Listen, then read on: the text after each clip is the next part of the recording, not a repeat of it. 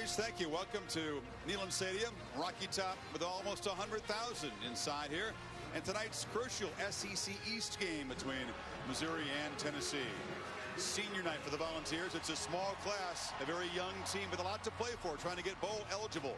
Meanwhile, as Reese said, Missouri 2 wins away from back-to-back division titles. They must win here and at home against Arkansas to win the division. If they stumble once, Georgia goes to the SEC championship game. And welcome Chris Fowler along with Kirk Herbstreit. Nice to be back on Rocky Top. Butch Jones trying to get the energy back. Not quite, but his team has renewed confidence after back-to-back wins. But this won't faze Missouri. They've won 9 straight in the road and 6 straight in November. Underdogs tonight doesn't bother them. No, it doesn't. I think they kind of welcome it, actually. And the big thing for them will be, of course, the quarterback play. Can he be consistent, Matty Mogg? But I think for Missouri to get out of here with a win, it's going to be really about their defense, which is what's been leading them in recent weeks. One of the best defensive ends in college football is Shane Ray. And Michael Sam a year ago, they just produced defensive ends. He leads the SEC in sacks with a relentless attitude, tremendous speed off the edge. Marcus Golden will be on the other side, number 33, a great tandem. But Ray is really the leader and a guy you want to keep an eye on tonight as Tennessee brings a new style of offense here these last 3 weeks with a new quarterback. Yeah, the pass rush killed the Volunteers most of the season and knocked Justin Worley out, torn labrum from the starter. Meanwhile, Josh Dobbs, who didn't take a snap the first 7 games, has started the last 2, and they've scored 95 points in those 2 games behind his skill set. I think they were thinking of trying to get through the year, maybe redshirting him, but with the injury to Worley, it opened up the door for an opportunity for Dobbs, and he has not missed a beat in these last 3 weeks. And the reason is he brings a different skill set, ability to run the football with quarterback power, quarterback draw, so you have to account for him as a defense. And then the difference with he and Worley, when you get pressured, you cover the receivers, he's not going to give up on the play. In fact, he'll keep the play alive and try to pick up a first down. And don't just think he's back there running. He uses his eyes downfield, and if you take away the run, he's going to find an open receiver. He had a huge game in Columbia against South Carolina, and that was the night his teammates really started to believe in him. So Missouri wants to make him have to throw the ball to be able to beat Missouri. If Tennessee can run the ball, it could be a long night for that Missouri defense. The big comeback in South Carolina, then they demolished Kentucky, and in Butch Jones' words, a night and day difference in this team after 2 victories. A team that is starving for a return to relevance and contention in the SEC East, and that goes for this phenomenal fan base as well. These fans are loyal and passionate. They won't see Justin Worley in uniform, but he walks out with that shoulder protected on senior night. Tough to not be able to contribute on this occasion. Very emotional anytime these seniors come out in all the different stadiums throughout the country for their last home game, but especially when you have an injured quarterback like this. But Tennessee is all about the future. Most of their roster is going to be back next year and in future years, and they are building, they hope, toward big things here in Knoxville. Can they get bowl eligible tonight? Can Missouri take an important step for another SEC East crown? The Tigers on the road against the Volunteers, coming up from Rocky Top. ESPN College Football Primetime is brought to you by Kay Jewelers. Every kiss begins with K. Taco Bell. The new way to Taco Bell is here, only in the app. And Game of War. Play free now. Very excited. I've been wanting to go for Dad! What a surprise! This is my new boyfriend, Mark, I was telling you about. Nice to meet you.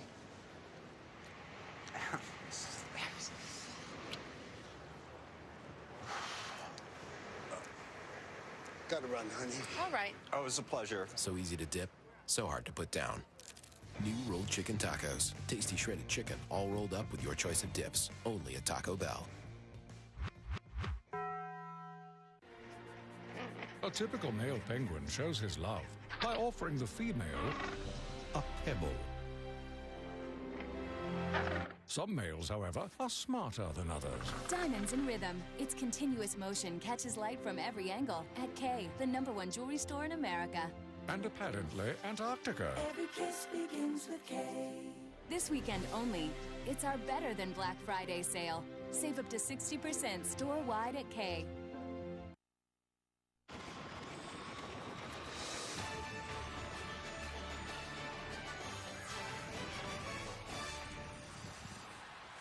And Welcome back to ESPN College Football Primetime, presented by Hampton Hotels.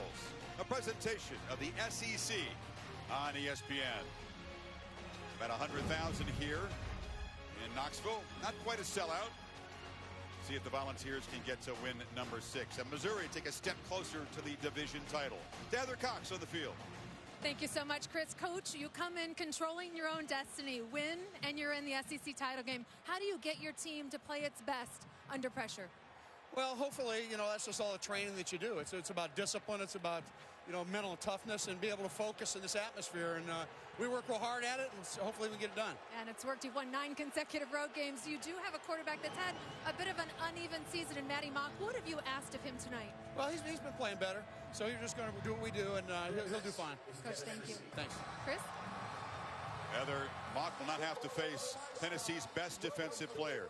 Senior middle linebacker, top tackler A.J. Johnson out suspended, as is cornerback Michael Williams. They have been accused but not charged with rape and sexual assault, but suspended while that investigation continues. And Brian Randolph, the starting safety, a key member of the defense, suspended the first half for a targeting foul last week against Kentucky. Johnson is the key missing ingredient, though. A.J. Johnson, a 4-year starter, and in this defense, he makes all the calls, both, as the offense breaks the huddle, they're at the line of scrimmage, sees every adjustment. That is a big loss. The communication is what they lose as much as anything, not just the playmaking ability and the tackles that he typically would make. Missouri will get the football first. Tennessee won the toss and deferred until the second half. So the true freshman kicker for the Volunteers, Aaron Medley, who also handles the field goals, will boot it away. And we'll see if the Volunteers can build on this momentum and the Tigers can make it 10 straight wins on the road. The very dangerous Marcus Murphy, 7 career returns for touchdowns, is deep.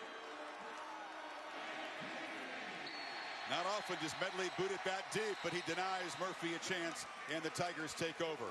At times, Kirk, Missouri has been solid and strong. A couple of very confounding losses early at home to Indiana, and they fell flat on their face against Georgia at home. Yeah, it's been a little bit of a mystery, and a lot of it's had to do with their offense struggling. They had some key losses from last year. They've tried to be able to put a lot of playmakers around Matty Mock, and I think because of that, they've been inconsistent. Now they've, in recent weeks, played a lot better. In fact, I think they're coming off their best game offensively that maybe they've had all year. They're hoping that that continues tonight on the road again now in Knoxville.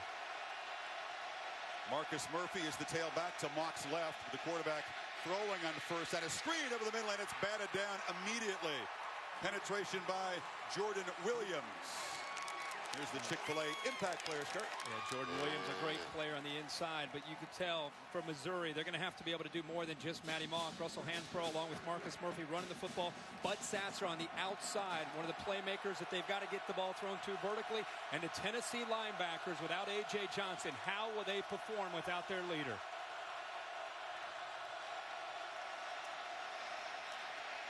Mock on 2nd and 10, fires over the middle. Catch made by Jimmy Hunt, and he's running free out near midfield. This offense finally began to click against A&M last week. Yeah, and that's an area they want to try to attack, Chris, right behind the linebackers. Remember, A.J. Johnson not in there. You're going after some inexperienced linebackers, not quite getting the depth, and a good job that time of breaking away from the defender that time by Jimmy Hunt. 24-yard gain. Now Tigers with 3 receivers to the boundary part of the formation. Mock hands it to Murphy. It tries to come back right and is hit behind the line. Dropped down by Jalen Reeves-Maven, one of those backers who's going to step up big tonight. Yeah, he will have to step up the playmaking ability from that level and also the leadership. And look up front on the defensive line. Look at the penetration from Tennessee up front. That'll be a big matchup tonight to be able to free these linebackers up to make plays. I think there's a big advantage. It's an area that Tennessee's improved the most this year. It's on that defensive line. A real strength, tremendous athletic ability up front. Murphy lost 4. A 2nd down throw near side. High catch made and into Tennessee territory is the tight end Sean Culkin. Hair flying out of the back of the helmet. They want to get him more involved tonight. Well, I think when Calkin gets involved, it obviously gives Matty Mock another weapon. So much of the attention of this offense goes towards Bud Sasser, also to Jimmy Hunt, Darius White. When you get Calkin involved, he gets some matchups to his advantage against linebackers. That time they found the blitz and made a play. They still need 6 on 3rd down. Mock steps up, tucks it, and makes a 1st down inside the 40-yard line. So Matty Mock, who's got good improvisational skills, moves the chains. Yeah, good coverage downfield, but Matty Mock, who runs a 4.5 40, does a great job of keeping plays alive. We focus this week so much on Josh Dobbs and what he does for Tennessee, but Mock, as you know, can make a lot of plays, especially on 3rd down. Tennessee will spy him tonight with linebackers because they're worried about his ability to scramble. Murphy has it. Not much. Tennessee coaches charted it. They say that Mock scrambles 10 times a game. That is a lot of scrambling, 10 in a game. It is. And when you have a quarterback that gets out of that pocket so quickly, Matty Mock, he gets back. He reads his primary receiver. If he's covered, instead of going to the 2nd, the 3rd, an area that he's trying to get better, he bails. He will take off. Too quick, you think? I think he does many times too quick. But because he has such ability in that area, I think he has a lot of confidence in it.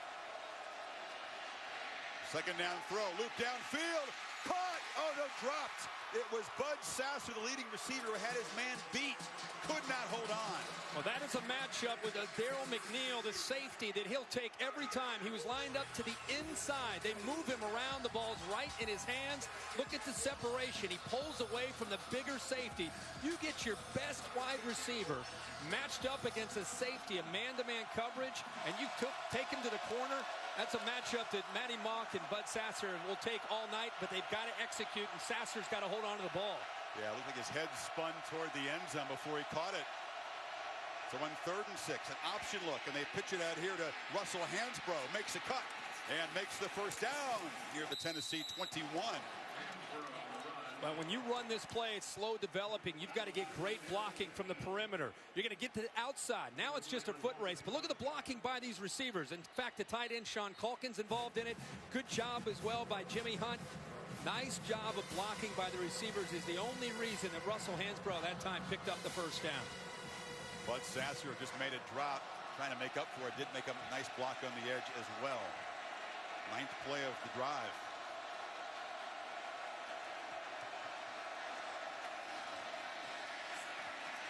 Mock looked right, now scrambles left, flips it short into traffic, incomplete.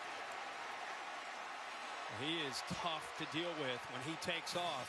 And as much man-to-man coverage as Tennessee plays, he will be a big factor in this game.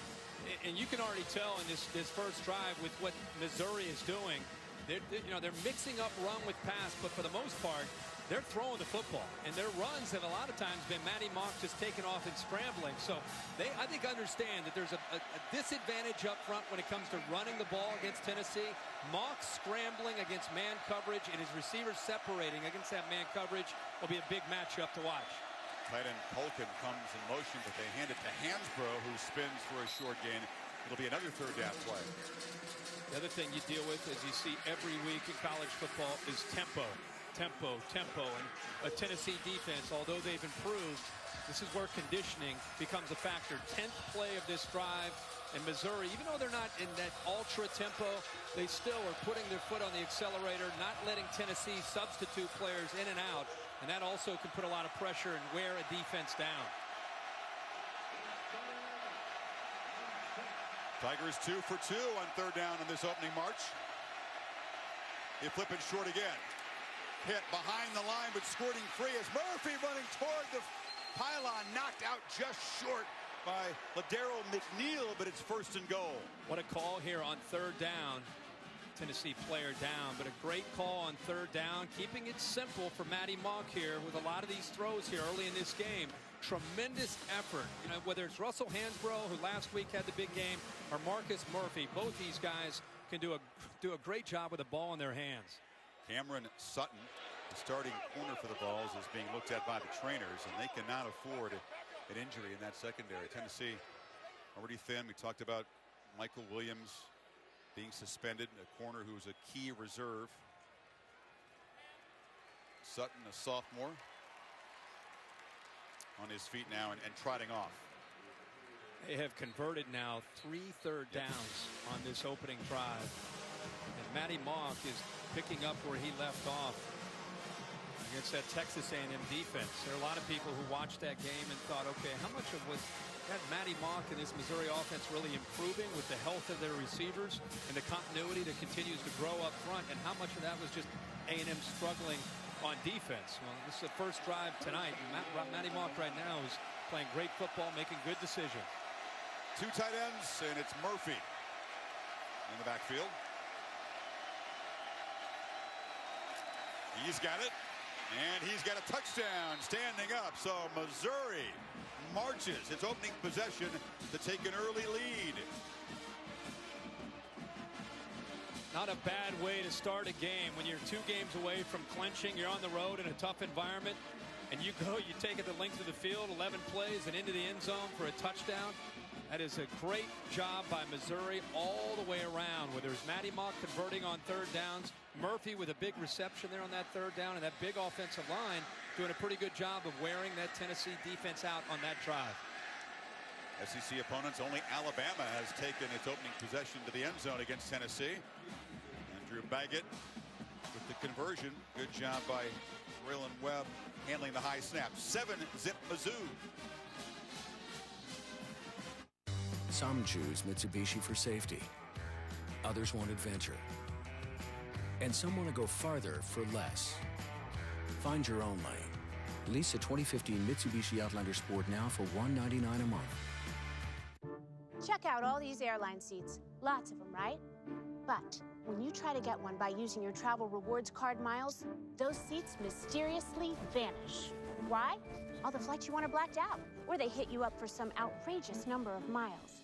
Switch to the Venture card from Capital One. With Venture, use your miles on any airline, any flight, anytime. No blackout dates. And with every purchase, you'll earn unlimited double miles. Now we're getting somewhere. What's in your wallet?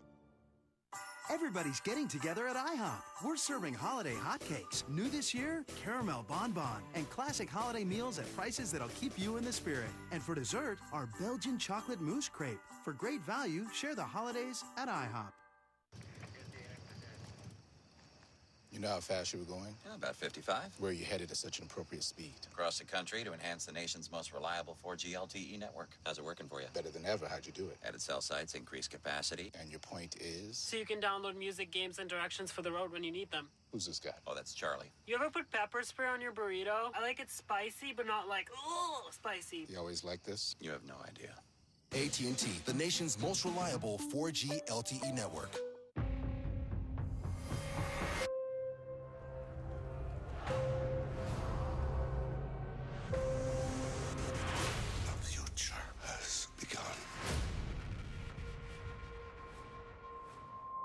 It's Sunday, your day to unplug.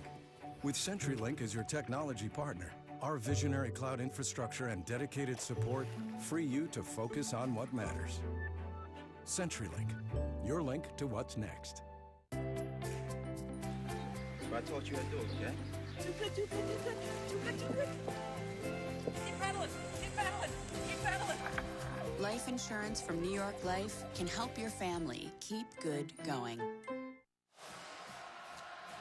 Best road winning streaks. You'd expect to see Ohio State and Florida State up there, but Missouri has a 9-game road winning streak, and they've won 6 straight November games. They don't care where they play. It's always about them. They kind of exist in a bubble. It's not a terribly emotional team.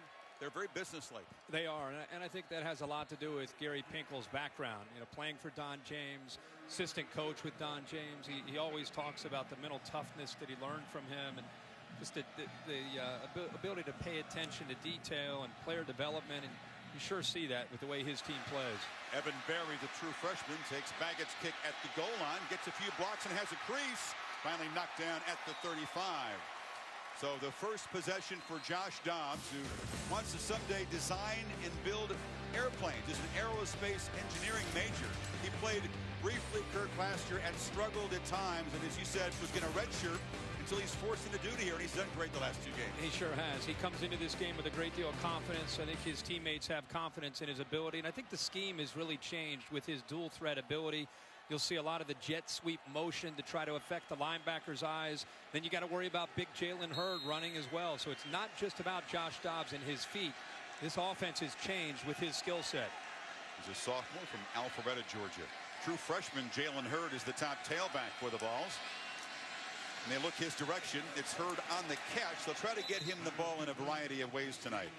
Our Chick-fil-A impact players. Yeah, you got to include Jalen Hurd as one of the impact players because of what he can do. He's got the nice hair there. You pointed to, yeah. Pig Howard on the outside leads this group of wide receivers, probably the most consistent. We talked about Shane Ray and Marcus Golden, arguably the best tandem of defensive ends on one team. They just continue to produce outstanding defensive ends in Gary Pinkel's system. Hurd again, the handoff, and he's going to be dropped for a loss. Shane Ray, known as a pass rusher, making a play off the edge and a tackle for loss that time. Yeah, great job here, great speed. Again, he gets off of blocks. He's not just a pass rusher. I think Dobbs may have misread this read on a zone read. If he pulls it, he's still running. But a good job of making a play. And that's what you love to see from a defensive end. This is why Mel Kiper, Todd McShay love him in the NFL scouts. Top 5 pick possibly. He's not just a pass rusher. He's physical against the run. Dobbs on a 3rd and 10. Fires far side. Broken up nicely by Kenya Dennis. So a 3 and out for the Volunteers. The receiver slipped a bit. This is just outstanding change of direction and anticipation on 3rd down and long by Dennis. He got a hand on the football. The receiver goes down, Howard, but watch him get around and get his right hand on that. And again, look where Pig Howard ran his route. Right to that 1st down marker. Dennis, with the awareness of that on 3rd down, breaks on the ball incredibly quickly and gets the ball knocked down and out of the way of the receiver. Opportunity for Marcus Murphy, perhaps as a punt returner. Booming kick here by Matt Darr. He takes it inside the 10. Murphy makes a man miss. A couple flags come in, and Murphy finally dropped at the 30-yard line. He's the guy that took one back against the Gators as a punt return and a kick return in that road win for the Tigers in Gainesville. But this flag is going to march it backwards. I think that hold might have occurred inside their own 5-yard line. It's a tremendous boot by Darr, 55 yards. During the return, illegal block in the back, number 5 of the receiving team. Penalties half the distance to the goal. 1st down. So the penalty pushing Missouri back. Poor field position to start their 2nd possession.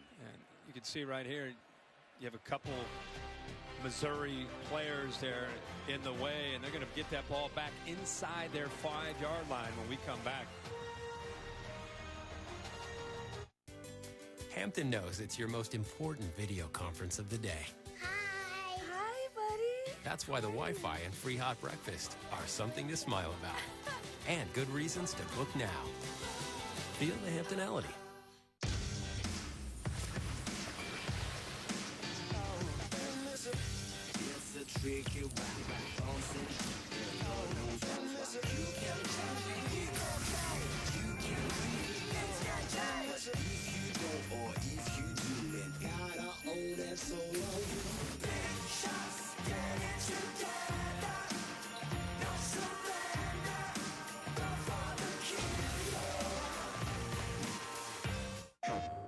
What you got?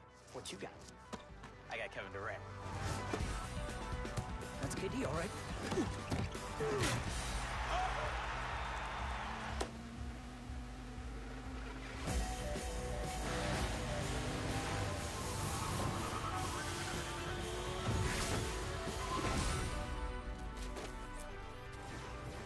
Shall we? Let's do this.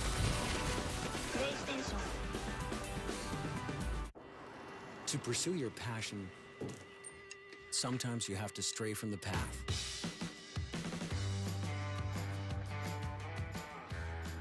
Mitsubishi designs cars for people who follow their heart instead of the crowd. Because when you go your own direction, every mile matters. Find your own lane. Lease a 2015 Mitsubishi Outlander Sport now for $199 a month.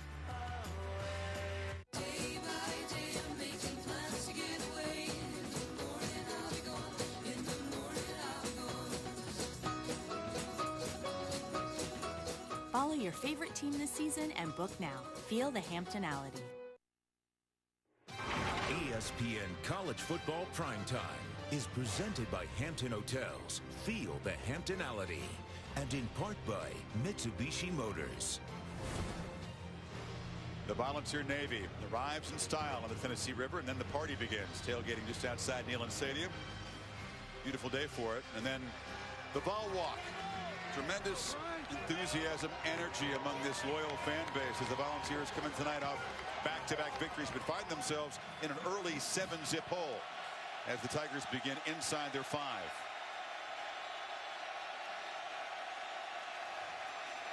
Hansbrough's got it, but nothing there. Again, tough sledding inside. They had their Cox with an injury update from the Volunteers secondary. Yeah, bad news for their defense. Cameron Sutton, who you saw walk off the field on the last possession, has not been given his helmet back.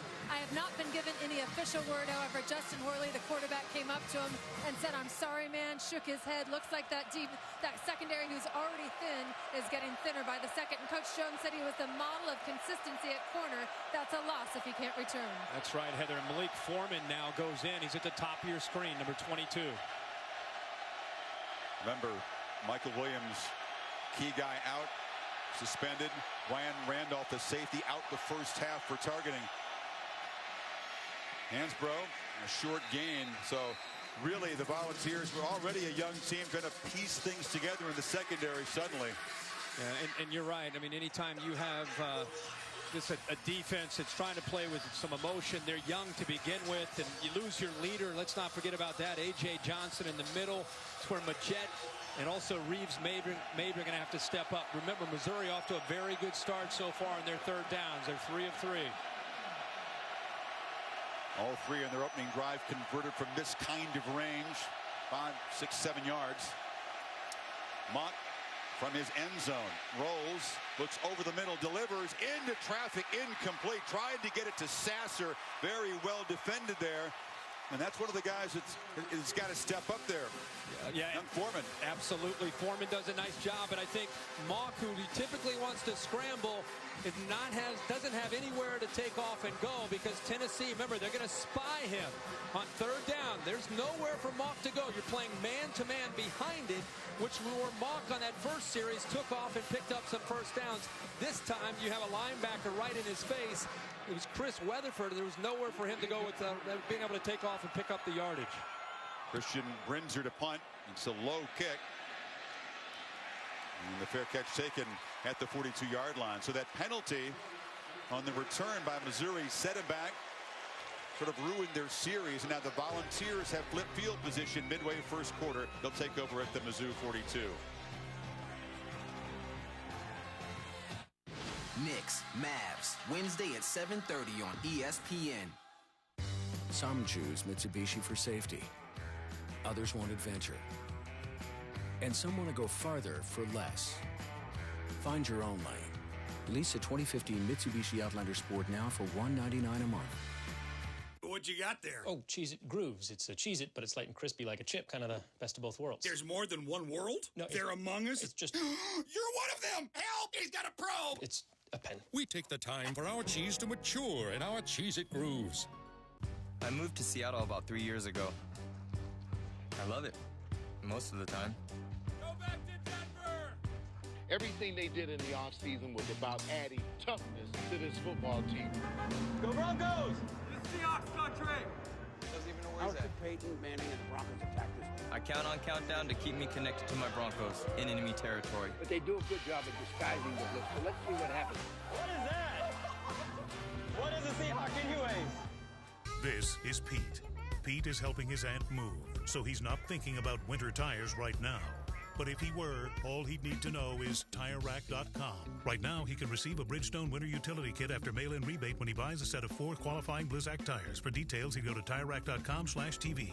But Pete's not thinking about tires. Pete's thinking it would have been nice if his aunt had mentioned the Minor Bird. TireRack.com. Find, deliver, install. Do Hooters girls make your wings taste better and your beers stay colder? Do they make football more fun to watch? Yes. Yes, they do. Let me tell you something about my cat. Time. Oh. Sign up at eHarmony.com. We'll find the perfect guy for you. Time. Stop waiting. Start communicating for free today.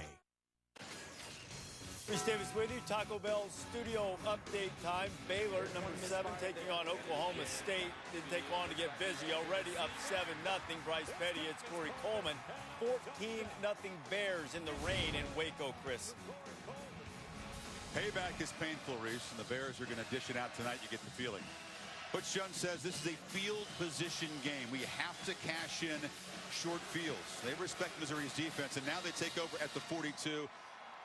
Got to get 7 points, you feel, out of this drive. Fake the jet sweep and hand it to Hurd, who's hit very quickly as Kentrell Brothers, the linebacker, was filling quickly. See the numbers with Justin Worley throughout the year, and then the last 3 weeks, the 3 games, Alabama, South Carolina, Kentucky, with Josh Dobbs in there. It's been a different look for this Tennessee offense, much more confident. There's a throw in the far side. We'll show that again, and the real uptick in that bar graph coming with the 2 victories, not against great defenses. Let's be honest. South Carolina and Kentucky, you're at the bottom of the conference, so this is a much bigger test tonight. Would you agree? Oh, for sure. I mean, you're going up against an outstanding front 4 and a Missouri defense. The reason that Butch Jones said we've got to take advantage of field position is the style of defense Missouri plays. It's kind of a bend but don't break. They don't give up a lot of big plays. They force you to drive the ball on them. Dobbs on 3rd and 9, trying to escape. Cannot, as the Mizzou pass rush gets him. Marcus Golden, one of those bookend sack masters, finally healthy, got to the quarterback. And remember, they rush with 4 because of the defensive ends on the outside. Ray at the bottom, but Golden with his relentless attitude also involved. How about the pressure by Harold Brantley?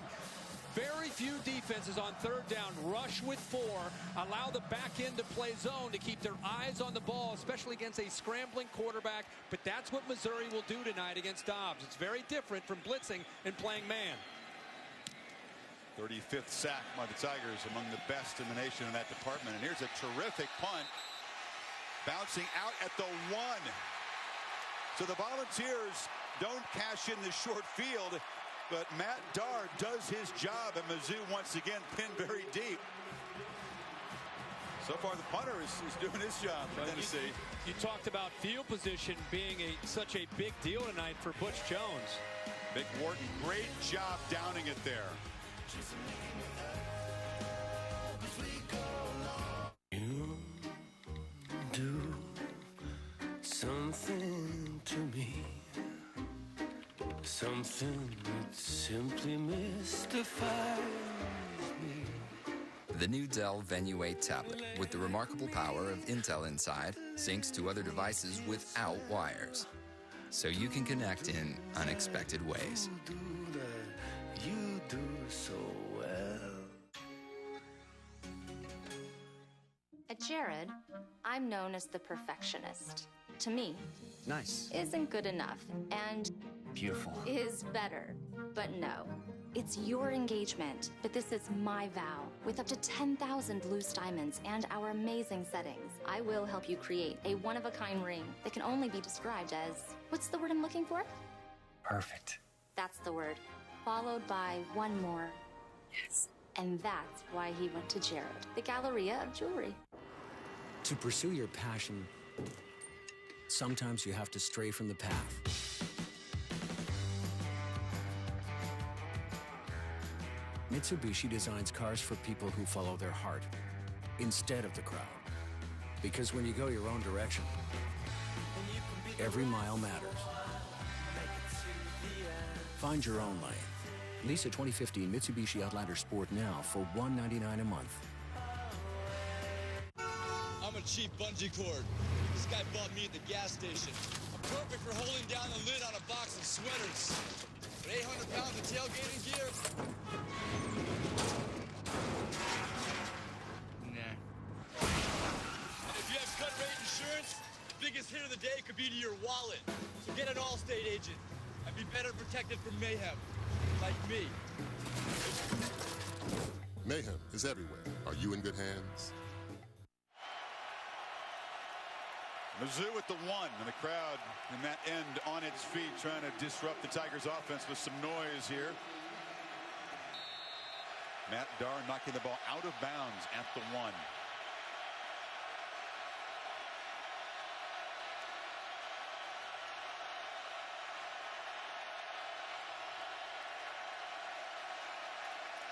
Murphy hesitated in the end zone, stepped to his left and barely avoided a safety there. Tennessee anticipating run for obvious reasons. Ball backed up to their 1-yard line. They were attacking with 8 guys right up at the line of scrimmage, and Murphy knew that before he got the ball, and I think maybe that's why he hesitated, just to make sure he was able to find enough room to get out of that end zone. Derek Barnett, the talented true freshman defensive end, was there very quickly. Corners have to hold up on an island with the way Tennessee's playing defense. Look out for the throw. Yep, near side. Off the hands high. Darius White was running a slant. Couldn't come up with it. That's 2 dropped by Tiger receivers so far. The challenge, I think, for Tennessee tonight, with the injuries, the suspension of Michael Williams, is Mosley and now Malik Foreman with the injury to Cam Sutton, a veteran. It's how they hold up. Even with the ball backed up like that, they've got to hold up one-on-one coverage. They will spy here against the athletic quarterback once again with a linebacker.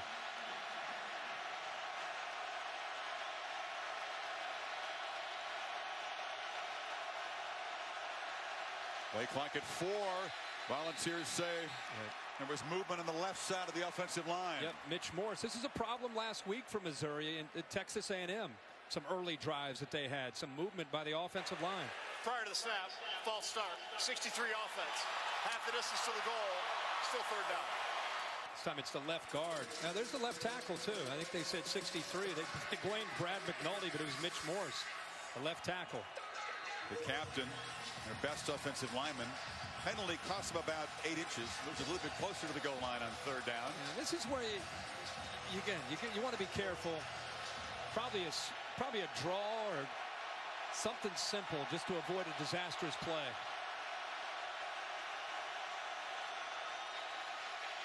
Mock out of the end zone, off the hands again of a receiver. That was Jimmy Hunt. And Tennessee forces another 3 and out. Well, of all the defensive backs Matty Mock could have gone after, he goes after Justin Coleman, the nickelback, who's arguably their best cover guy. He's matched up, as Chris said, against Jimmy Hunt one-on-one. Ball's thrown pretty well. Hunt unable to hold on to it. Let's see right here if Justin Williams did not get a hand on it. Hunt just simply dropped it, and he had the 1st down. 3 different Tiger receivers have dropped balls here in the 1st quarter so far.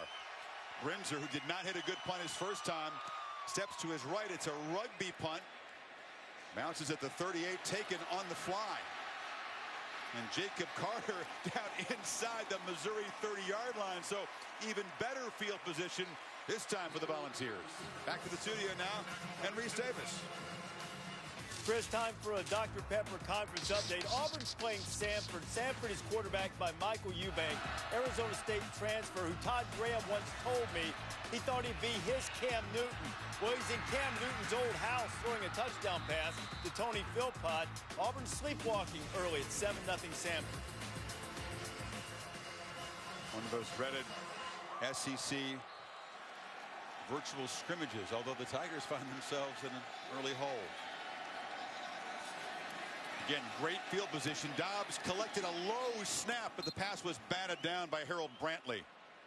All these ends for Missouri get all the attention, Ray and Golden.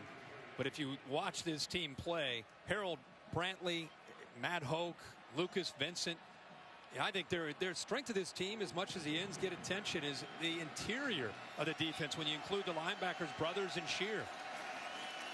Now it's the senior Marlon Lane in the game. Dobbs fakes it to him and darts ahead for a carry before Brantley made that tackle.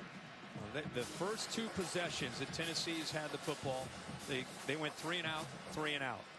Big offensive lineman here, Gilliam down.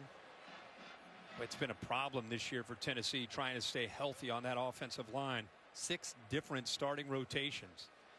At Kirk, only 1 offensive lineman for the Volunteers has played the same position all year. Their starting center, Mac Crowder, already out tonight. Monday night on ESPN, the Ravens visit the Superdome, take on Breeze and the Saints. Monday Night Football, 8:15 Eastern, also on the Watch ESPN app. No other night is Monday night. It's good to see Gilliam running off. I'm sure he'll be back out there. But I was going to start to say, Chris, that Tennessee on their 2 first possessions, a 3 and out, a 3 and out, and they face 3rd and 10 and a 3rd and 9. This one a little bit more manageable for the style of Dobbs and what he likes to do as a threat, both throwing and also running.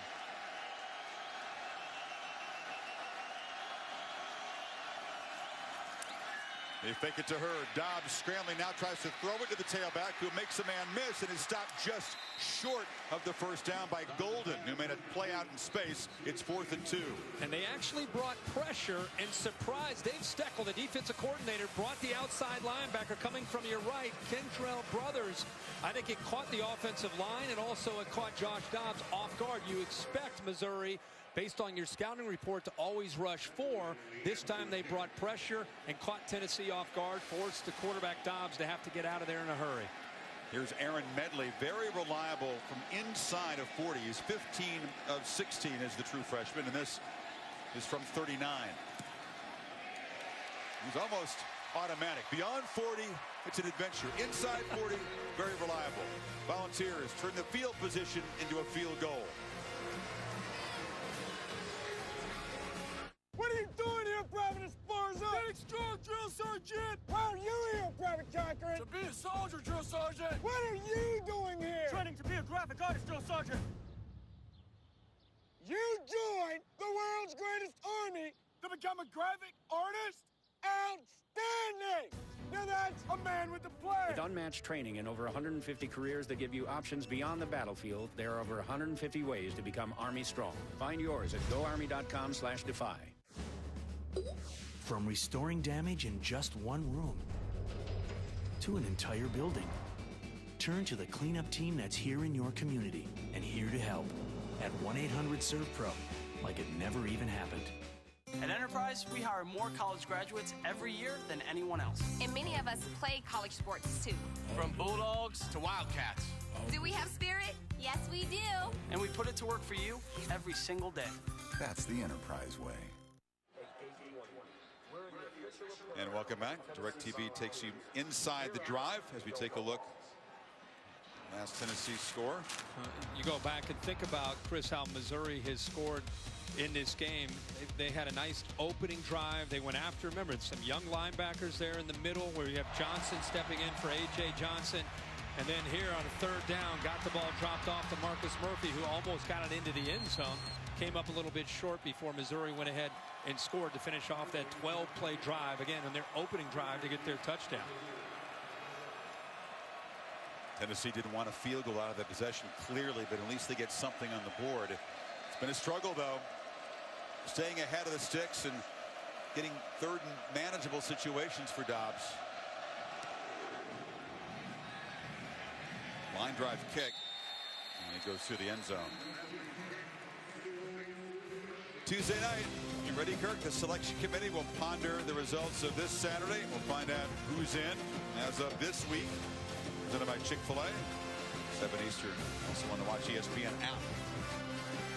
Anything you saw today? Another close call for Florida State? Florida State and Boston College. We knew it'd be a close call for a half, but we thought Florida State would pull away in the second half, only to come down to a last-second field goal by Aguayo to win it for Florida State in Tallahassee. But they're winning. They're winning. Ohio State pushed by Indiana for a while, pulled away, and Baylor trying to make a big statement against Oklahoma State and Waco. Missouri finally some breathing room out there in their 20-yard line. The last 2 possessions pinned inside the 5. Play clock. Did he get it off? I don't think Matty Mock saw it running down. Delay of game. Offense number 7. 5-yard penalty. Still forced out. Off a dead ball, you don't want to see that if you're on the Missouri sideline. They didn't notice it either to call timeout. No, and just watching Matty Mock, I think it just, it's one of those opportunities when you come out, you're kind of taking your time, didn't have a lot of urgency, and just kind of slipped his mind. Just some mental error there by the quarterback.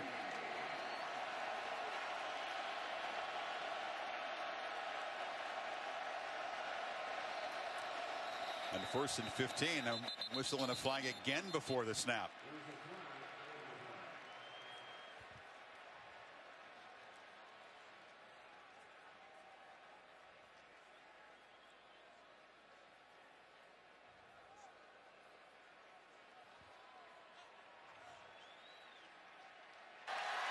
the snap.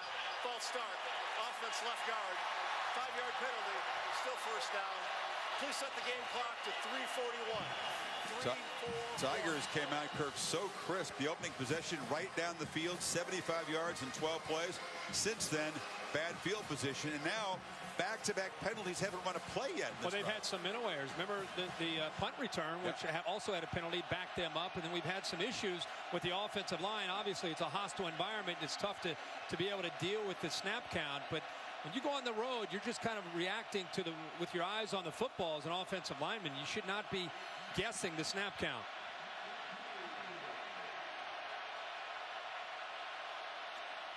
Volunteers rush with 4, and again over the middle, incomplete. Justin Coleman again broke that pass up intended for Hunt. Tennessee's secondary is trying to contest every single throw that Matty Mock is making. Matty Mock has a reputation this year of liking to throw the ball. When he's on fire, it's usually out of his hands in a hurry. One hitch and out.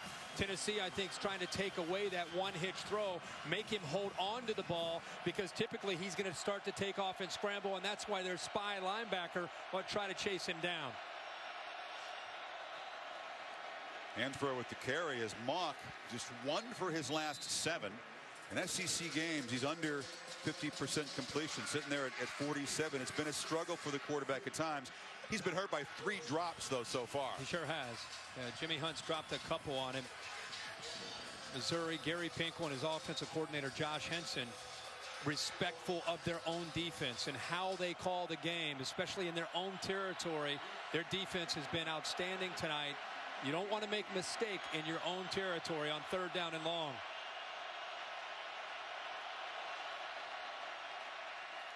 You swing it to Hansbrough. The ball's string it out, and Gang tackle him. Barnett forced him out, and that forces another Missouri punt. This Tennessee defense from year 1 with Butch Jones to year 2, the biggest difference to me watching them play this year is the athletic ability up front on the defensive line. And even with the injuries and the suspensions in the secondary, this group can run, and they pursue and they chase the ball down much better this year than where they were a year ago. It's a 3rd straight 3 and out for the Tigers. Brinzer has not really punted all that effectively tonight. It's become a punter's duel after the opening touchdown by the Tigers. This is a better effort, and a fair catch taken by Carter back at the 33 for the Volunteers. It's the 6th straight drive. We haven't seen a first down from either side. Now, it's had a combination of some poor execution on offense and really good defense. I think it is on both sides. Josh Dobbs right now, Tennessee has to run the football if they're going to move the ball tonight. And whether it's Dobbs or it's Jalen Hurd or it's the jet sweep, they've got to get something established on the ground. And maybe in order to do that, they've got to try to hit some play action 1st and 10 passes, because right now, if they can't run the ball, they're not going to be able to rely on Dobbs in a passing game. Well, there's a jet sweep. That's what they do a lot. This is Pig Howard breaking free. Pig Howard could not get the block on the edge that he needed, but he goes to the 44 of the Tigers before John Gibson knocked him down. That's what they needed. Yeah, they sure did. And you're going to see Deron Singleton get a chance to make a play right there. But what you can't see is another safety who comes up, Braylon Webb, and he couldn't find the football. He's looking inside. Meanwhile, Pig Howard's running by him outside in the other direction. He got 24 yards, and now Dobbs play action and first down over the middle. Has a man wide open, and diving for another first down there is Von Pearson, the junior wide receiver, finally coming back to strength. He was missing the first part of the year. Watch the linebacker's eyes, the safety's eyes. When you have some success running the ball, that's going to set up Josh Dobbs. And whether it's the jet sweep or Jalen Hurd, the linebackers and safeties are freezing at play action, and that's when it can open up some passing game behind the linebackers. Dobbs keeps it, darts forward, 2 big gains that moved them inside the Missouri 30. Ron Singleton on the stop there.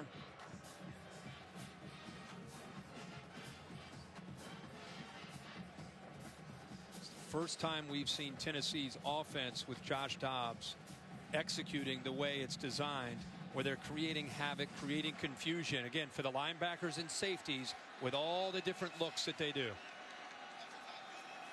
Jonathan Johnson comes in motion again. Play action fake. They drop it off. They tried to get it to Hurd off his hands. Heather? Chris, right tackle Jacob Gilliam back in the game after leaving with a left knee injury. Chris, he is playing with a torn ACL in that knee suffered earlier this season.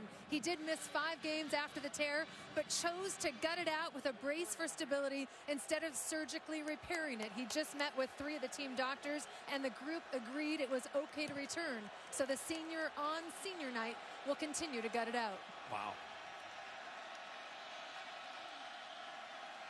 Another 3rd and long. Dobbs cannot escape. Drop for a second time as the Tigers converge, and it's Shane Ray with his 14th sack of the season, tops in the SEC. He has so many different moves. This time, instead of rushing upfield, he's going to stunt back into the inside, affecting the communication up front of the Tennessee offensive line. Does a good job of getting right between the center and Marcus Jackson, the left guard. Look at the quickness and the closing speed on Shane Ray. 6'3", 245 pounds, one of the best pass rushers this year in college football. Give big Harold Brantley the tackle and assist on that sack. So the Volunteers 2 explosive plays to get inside the Missouri 30, but then the drive stalls, and here's Matt Darr again trying to angle another one out. This one though lands in the checkerboard. A bunch of great defensive ends out in the country. Tandem, Utah, Washington, Tennessee here tonight with Barnett, who's a freshman. Also, of course, 56, Majed, who does a nice job. But Shane Ray and Marcus Golden have been so important to this Missouri defense. Ray, the quicker of the two. Golden, a strong guy, but also has deceptive quickness. He's a senior. He's healthy. Ray, a junior, who'll certainly think about looking at the draft after this season, to say the least. Yeah, it's really the last week is the first time we've seen Ray and Golden healthy and playing together. Golden is relentless and has better speed than people give him credit. Yeah, you're right. He's been playing through an injured hamstring. So the Tigers take over 3 consecutive 3-and-outs, and finally a catch is made. That's Sasser on the far side, 12 yards. Should mention earlier we saw Malik Foreman in the game for Cam Sutton. Cam Sutton now back in this lineup, one of their better corners. So it's good to see him back out on the field. Murphy on a first down carry, a short gain. And that is the final play of the first quarter here in Knoxville. Tigers took their opening possession to the end zone, and they lead it 7-3 over the Volunteers.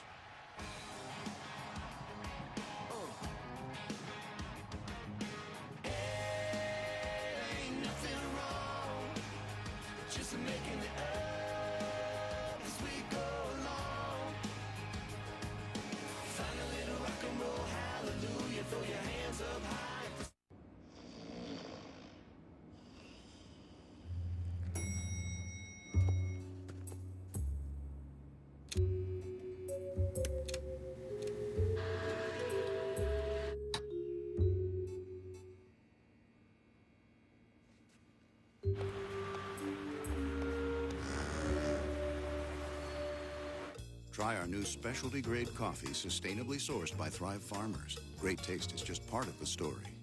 Hi, I'm Rob Lowe, and I have DirecTV. And I'm painfully awkward, Rob Lowe, and I have cable.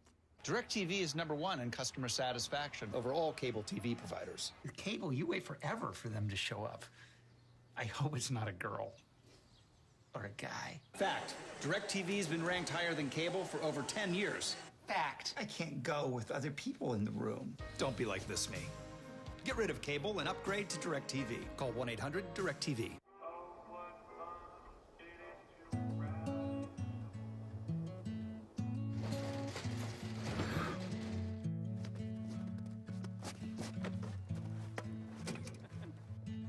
She was a good companion, eyes like the Grand Canyon. She was an American beauty. She was a long goodbye. She was the best I lived by. She was an American beauty. With her wafers on in the summer sun, her touch felt like a loaded gun. Wish I had held her along. Wish I had held her long.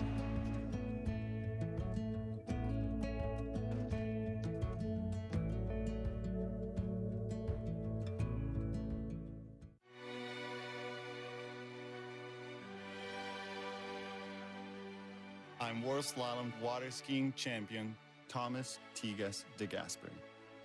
They say there's one characteristic every champion has in common. We all hate to lose.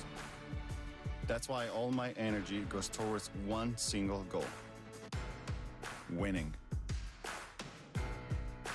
5-hour energy. As a toddler, I enjoyed 3 activities: breaking things, spilling things, and just general destruction in the abstract sense. So I, for one, am not a big fan of Nest. You see, the Drow Kim is always watching, even when my folks are in another room. I rue the day that this product was invented, but I'm not 100% sure what rue means. Nest Drop Cam. Welcome to a more thoughtful home. College Football Playoff Top 25 Ranking Show, Tuesdays at 7 on ESPN. Welcome back to Knoxville in this presentation of the SEC on ESPN. Missouri 7-3 after the first quarter. Sort of what Butch Jones told us he expected, a field position game. And the Vols have run 11 plays in Missouri territories. It had real good field position, only gotten 3 points out of it. 31 yards, average field positions, their own 49, so right at midfield. Mock steps up. One of those scrambles that he's known for, scoots out at the 36, picked up about 5. And there's the issue. You know, when they play man-to-man and they don't have that linebacker looking at him, mirroring him, spying him, whatever you'd like to call it, that's where Mock gets out and picks up yards. So you don't see Johnson in the middle there, and you see man-to-man coverage. McNeil, the safety, has to come down to pick him up. So now Missouri 3rd and manageable here. 4 receivers to Mock's right on 3rd and 5, empty backfield.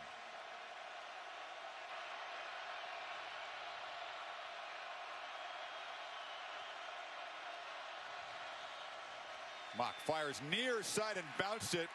Hit after he threw. Volunteers only rushed 4, but Derek Barnett got in the quarterback's face. What a great year he's had as a true freshman out of Brentwood Academy in Nashville. Tough, great power. Look at him go. He just overpowers the left tackle, Mitch Morris, who's a senior and a captain. He goes right by him. Talking about one of the premier pass rushers in the SEC for a couple more years. And because he had to force that ball, he had to get rid of the ball in a hurry. It did not have the accuracy to pick up the first down. Great pressure there by Barnett. But Jadeveon Clowney, who had 8 sacks his first year, 9 for Barnett coming into this game. And the fair catch made by Jacob Carter, and the Volunteers will take over at their 22. Expedia Express finding success here. Yeah, Shane Ray, we've talked since the opening of our broadcast, the way he and Marcus Golden get a lot of pressure. And this gives you an idea what Golden can do on a screenplay. He's 10 yards behind the ball, doesn't give up on it, and chases him down. And there's Shane Ray along with Harold Brantley having an impact on this play. Remember, Josh Dobbs in the last couple weeks, they've gone over 500 yards of offense running and throwing. Tonight, it's a different challenge against this Missouri defense led by that front 4. Looks so easy against the Aggies, or against South Carolina, I should say, and Kentucky. Missouri's offense went wild against the Aggies last week, but both struggling after that opening Missouri touchdown. Hurd the carry out across the 30, and they'll move the sticks. Yeah, first down. And again, they are trying to have an effect on these linebackers, the nickel back and the safeties. And if you're wondering why you're seeing so much movement before the snap, it has a lot to do with trying to, like, you're showing jet sweep, you're handing it, you're faking jet sweep, you're giving it to Jalen Hurd, you're running quarterback run. It's a lot going on to dissect for those linebackers and safeties. Hig Howard came in motion. They fake it to him, and Dobbs takes off. The quarterback scoots into Missouri territory to the 45. And there's exactly, Chris, an example of what we just talked about, is having an impact of which way is the football going to go. Is it going to go to the outside? Is it going to come back to the inside? Because of the movement with Jalen Hurd, he does a good job of reading it and coming back in and picking up valuable yards for Tennessee. 21 of them there.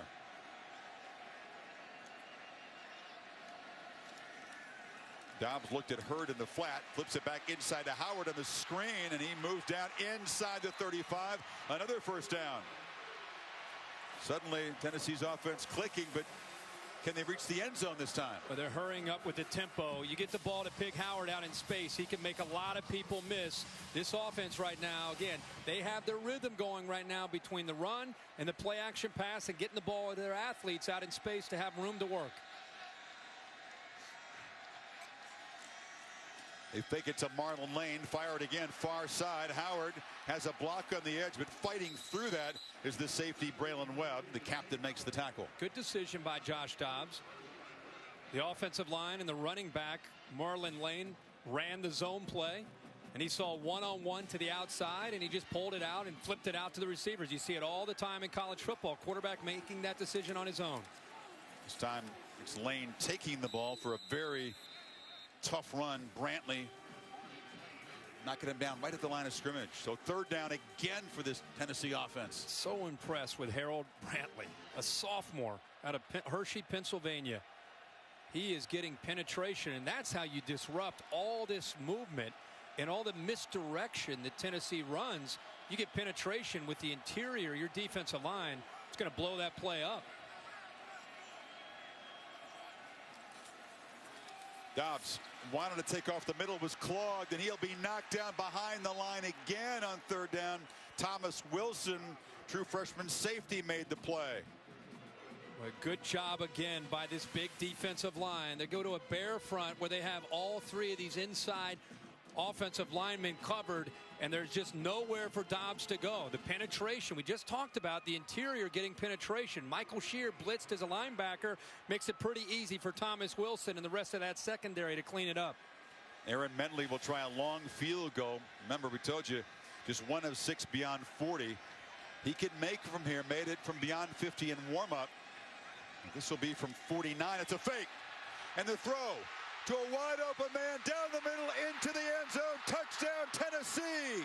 Alex Ellis from the holder, Patrick Ashford.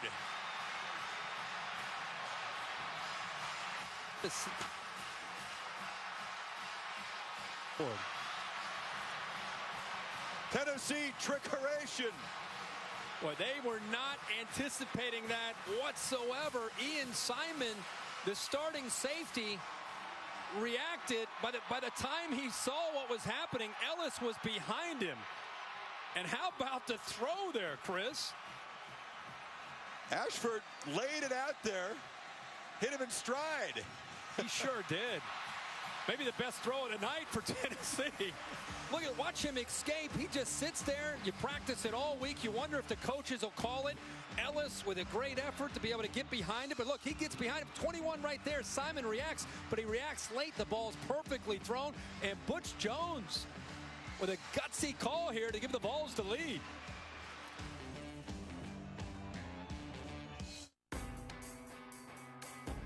They are driven.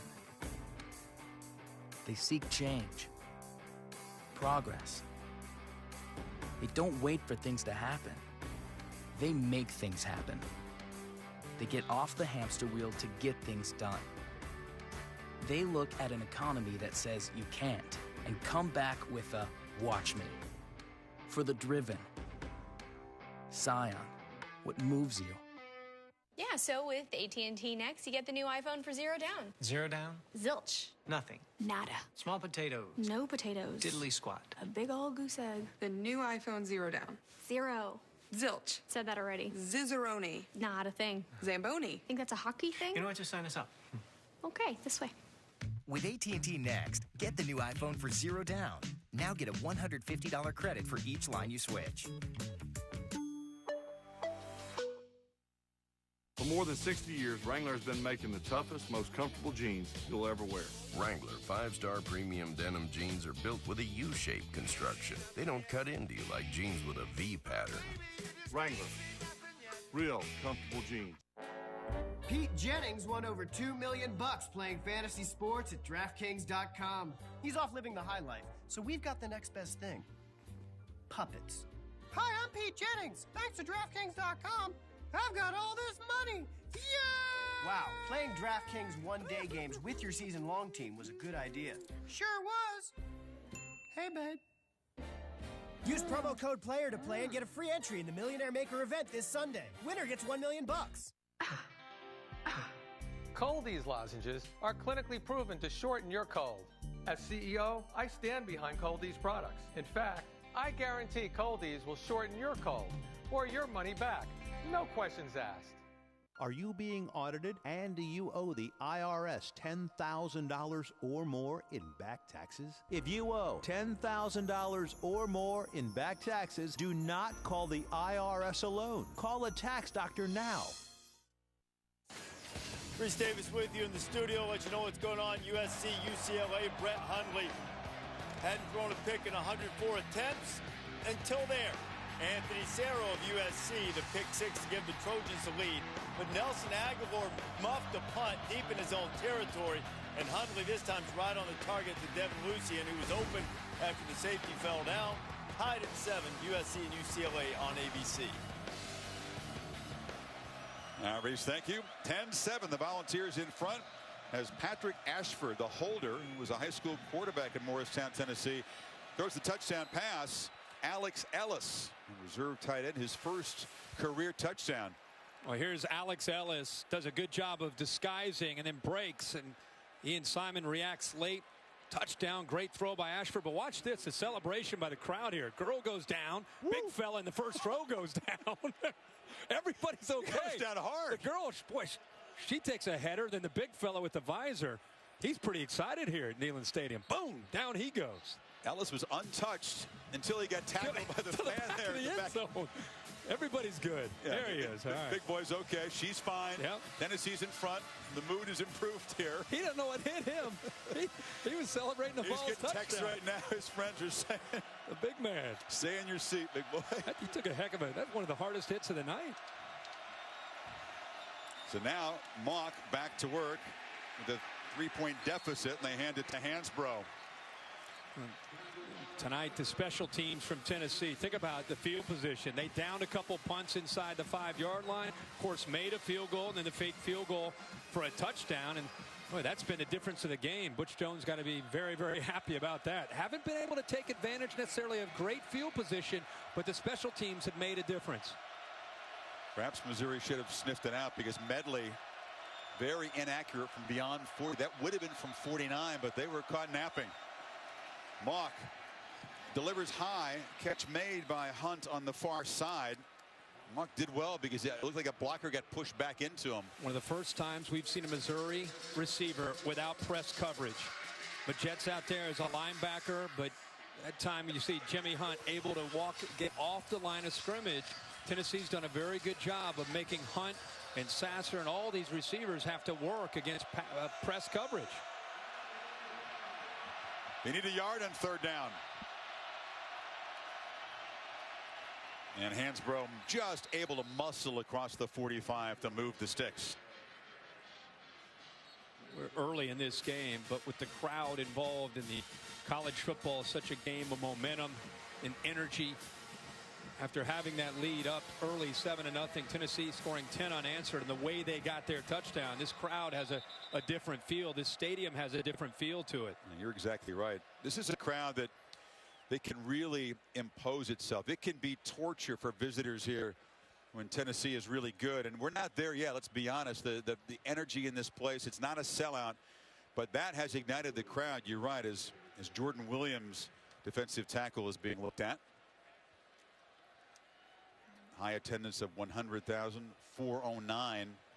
This place can be as loud and as raucous as any place on that list.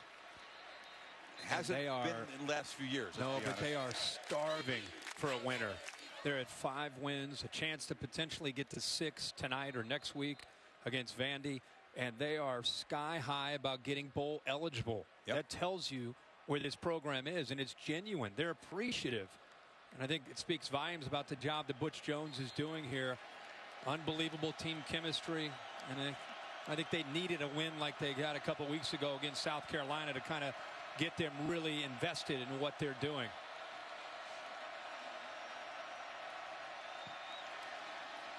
They fake it on first down. Monk now flips it across the middle, has a man open, and it's Darius White. Knocked down just short of the marker at the 45 by Coleman. We talked about where can he have success. Attack the linebackers. Johnson blitzes. He's picked up. Matty Mock buys a little time just by dropping back just a little bit more away from Owen Williams, and then drops it underneath there to Darius White in space again in that linebacker area, an area without A.J. Johnson. They want to try to exploit in attack and coverage. One of the 4 receivers in the pattern. He tried to get it to Sasser in traffic, and Cameron Sutton broke it up. They tried to target his favorite target a number of times tonight, but Sasser's been well guarded. Yeah, pretty good effort there by Cam Sutton. An acrobatic move there to get around him. Sasser, I think he was pulling on his jersey a little bit, maybe got away with that, but got it around with the left hand and knocked it away. Another 3rd and short. Hansbrough, who's deceptively physical and strong at 190 pounds, to the right of the quarterback. He's got it. Sidesteps, gets the first down and more. Junior from Arlington, Texas. Physical back, again, low center of gravity. That's where you miss A.J. Johnson, his presence. Jakob Johnson doing a good job with not a whole lot of game experience, but Reeves Maben and A.J. Johnson on 3rd and short, typically gap responsibility. There's a great awareness, and again, that's another area without A.J. in there is a loss. Marcus Murphy throws a block, and Matty Mock is off and running. Shoved out inside the 20. A great block, as you said, Chris, by Murphy. After the ball fake, he goes around and just leads a quarterback design run. Does a nice job of taking the corner out of the game. Remember, Matty Mock can run. Matty Mock gets out to the edge. He's going to run away from people. He has 4.4, 4.5 speed. So that is a very well-designed play by Josh Henson, the offensive coordinator, to get the alignment that he wanted using that formation. And they go back into the boundary, the short side of the field, with a great block by Marcus Murphy. He got 20 yards, and now Murphy's the ball carrier, knifing for about 8. Hard hit there, delivered by McNeil. Now think about what they just did the previous play. Same exact look, but they faked it and they went around the corner. What do you think that linebacker's thinking about? Now all of a sudden you've got to deal with the running back running downhill right at you. So again, similar look, but different execution with a quarterback and a running back. 9th play of this drive. Slipping is Murphy, but gets it the corner in the end zone. Almost fell down, shows great balance, and then the burst. And Missouri reclaims the lead. What a great effort by the offensive line, helping Murphy out. Even Bayham, watch the center pulling. He's coming right at you, 77. Good block there by McGovern. Also, the center Bayham kind of seals that. Taylor Chappell, also 62, involved with the linebacker. But right here, 77 seals that block. And that opens the alley up for Murphy, who takes it into the end zone. And a great answer by the Missouri Tigers on the road after the fake field goal. Exactly. Burned by the trick play. They just go right down 65 yards. 2nd touchdown for Murphy. They missed the point, though. Pushed wide by Baggett, so the lead is only 3. But the drive still impressive. 9 plays to cover those 55 yards, and Missouri is back on top in Tennessee.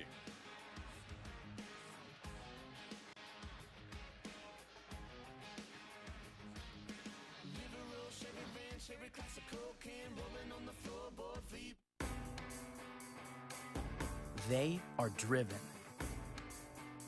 They seek change, progress. They don't wait for things to happen. They make things happen. They get off the hamster wheel to get things done. They look at an economy that says you can't and come back with a watch me.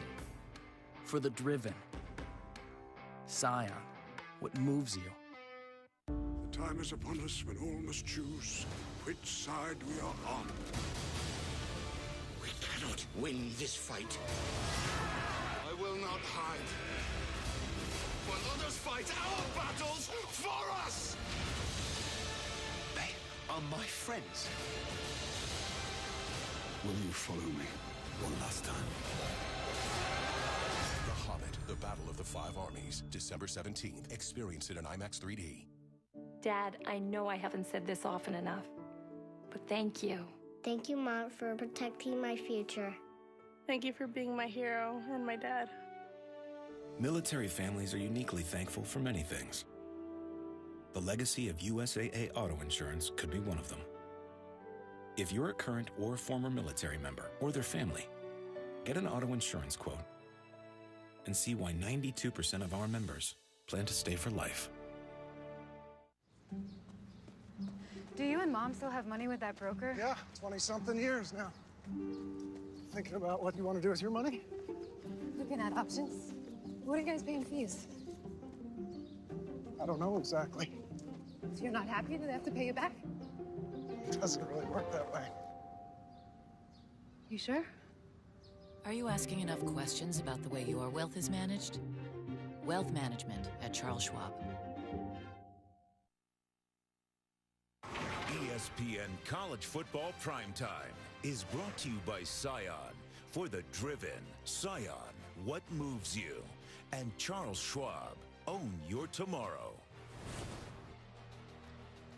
When Peyton Manning is an alum, Kirk, you exploit that. You pay tribute to the great ex-volunteer, Denver Bronco quarterback. The Peyton Manning room inside the Neyland Thompson Sports Center, dedicated this summer.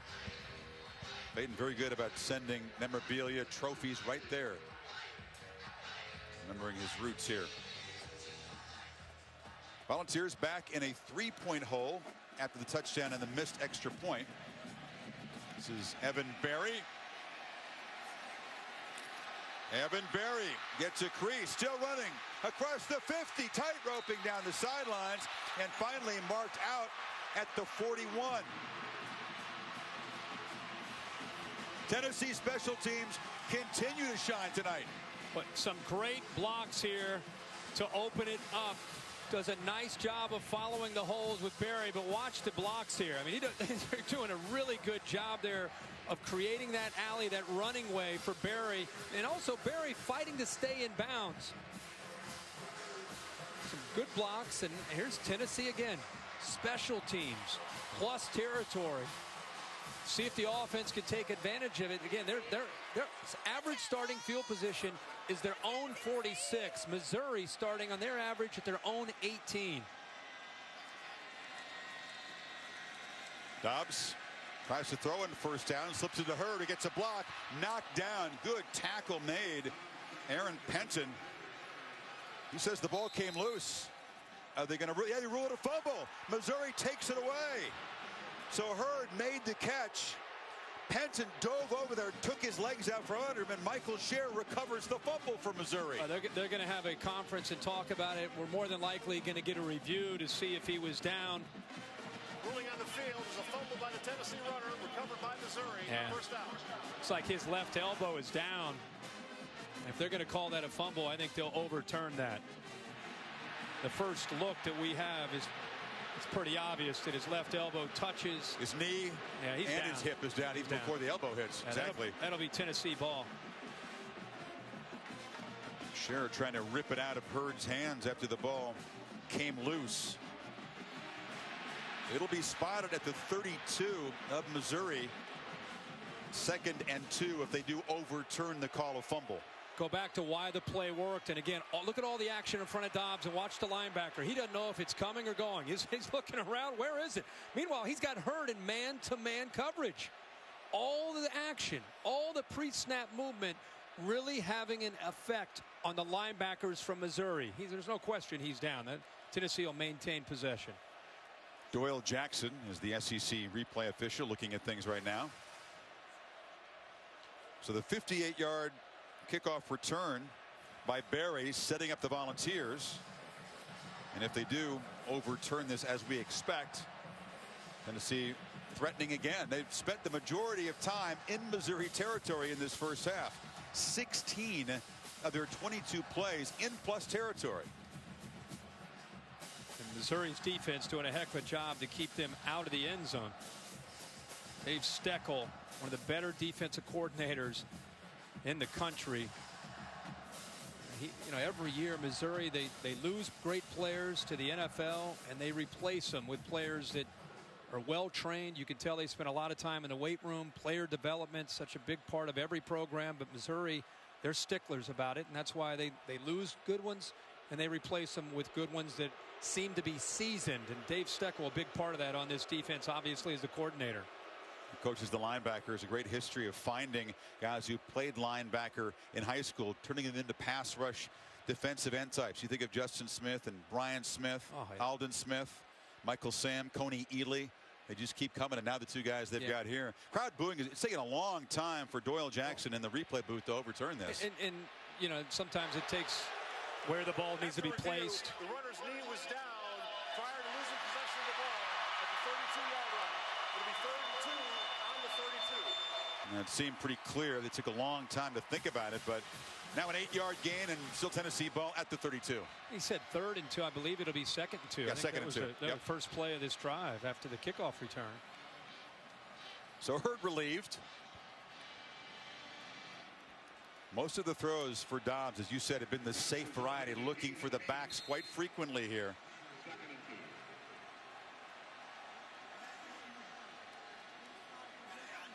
Pearson comes in motion. They hand it to Hurd. No, the quarterback kept it. Missouri wasn't faked out. I was, and Shane Ray had tackle behind the line on Dobbs. Well, that's one way to take away a zone read. Confusion there with Dobbs, and Hurd got to hand this football off on a read. You're reading Golden. Which way is he going? You got to make a decision as a quarterback. You got to hand that football off. It's an option read. Nobody's blocking Golden, and you got to make a quick decision.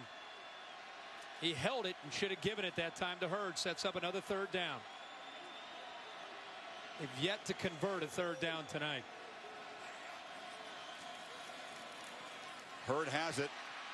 Stumbles, falls, and they finally, after going 0 for 5, Kirk, do convert a 3rd down. What an effort here. Individual effort by Jalen Hurd. This is why the Volunteer Nation is so excited about this young true freshman and his future. Stumbles, keeps his balance, and then look at this. Carrying a couple Tigers defenders across that 1st down marker and picks up a very, very important 1st down to keep the drive alive. Showed his strength, didn't he, at 227 pounds. Reminds me of a young Eddie George. I played with Eddie as a freshman when he was at Ohio State. That's high praise. Yeah. Into traffic. And flip it off to Marlon Lane, who gives a breather to Hurd. Very short gain. Again, he's very, very young in who he is as a back right now. But he reminds me of that kind of back, kind of that upward running style.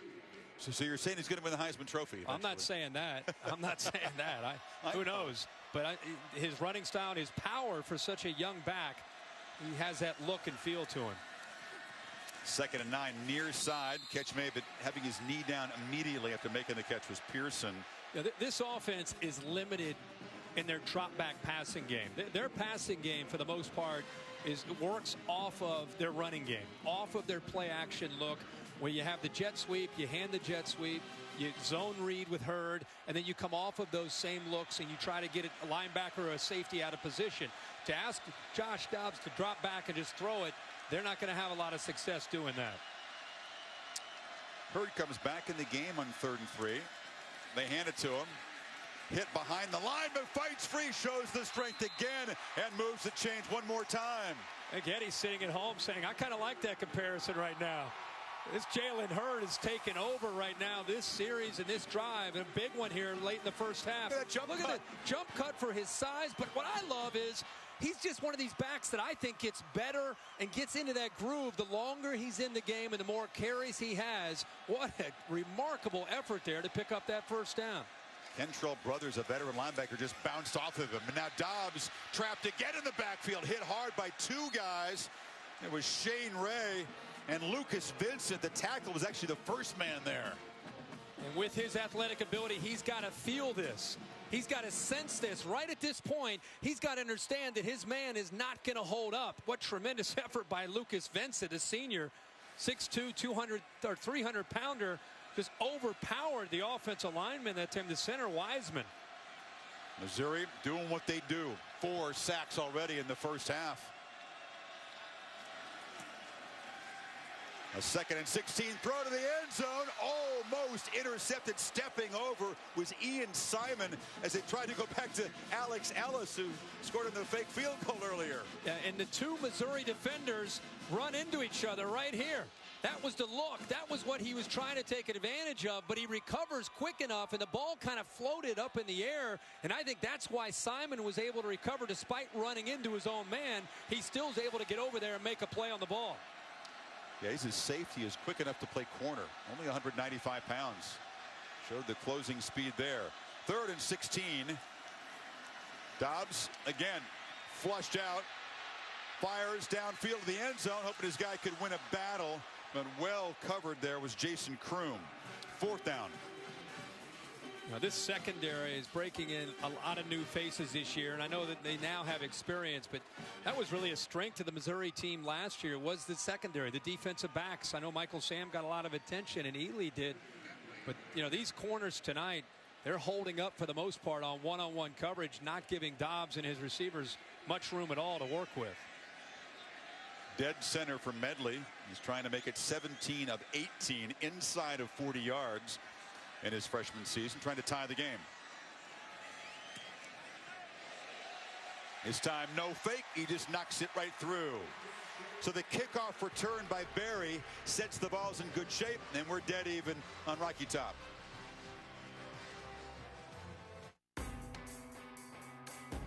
They are driven. They seek change, progress. They don't wait for things to happen. They make things happen. They get off the hamster wheel to get things done. They look at an economy that says you can't and come back with a watch me. For the driven, Scion, what moves you? I only have a few seconds to tell you about this place called Karat. But I only need one, because here it only takes 1 second to face death, tempt fate, survive the unexpected, hunt or be hunted, or start a revolution.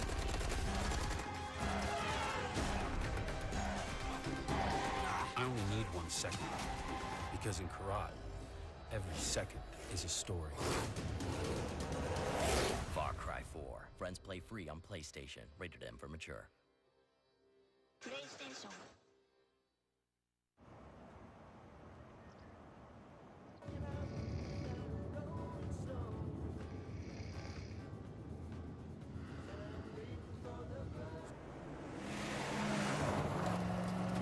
Firestone Transforce tires. Built to handle whatever the job demands. Durable, dependable Firestone tires. Whatever you drive, drive a Firestone.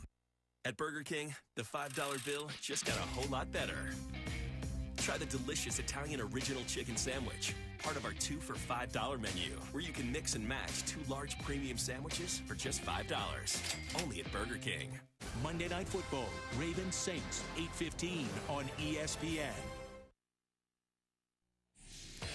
I'm Reese Davis, SportsCenter Right Now, brought to you by Dell. Samaje Perine, the freshman from Oklahoma, set an FBS single-game rushing record. He reeled off 427 yards against Kansas as the Sooners rolled just 1 week after Melvin Gordon had set the same record before Wisconsin against Nebraska.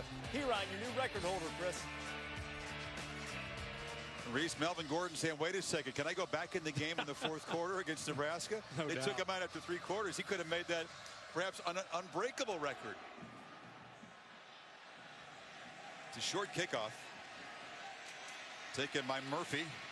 Marcus Murphy is a dangerous, electric return man. He scored 7 career touchdowns as a returner. Only had 1 as a running back before tonight, but he's got 2. Aflac trivia question time, Kirk. Chris Felica, the Bear, taking this game off. He claims he'll be watching tonight. Missouri's head coach, the last time they won a conference championship. It's been a while. Wow. Been a while. They've had 4 appearances in conference championship games that they've lost since their last title. You don't have much time, I'm just telling you. I'm going to say Dan Devine was a coach. They definitely won a conference, Big 8. Prior to the snap, ball start, 63 offense, 5-yard penalty. Did Larry Smith ever win a conference? Let's see. I said it had been a while. 1969 co-champions in the old Big 8 with Dan Devine. That's a good call by you. It's the Athletic trivia question answer. Nobody whispered that to you? It was a guess. It was a guess? No, I wouldn't cheat. Okay. So you can see their star for a conference title in Columbia as well. First and 15 after the penalty. Looping throw. Hunt has it. Flagged down. Shoved down at the 40. Let's see who it's on now. Justin Coleman was defending. That's who it's on. He got lost in coverage. Never found the football.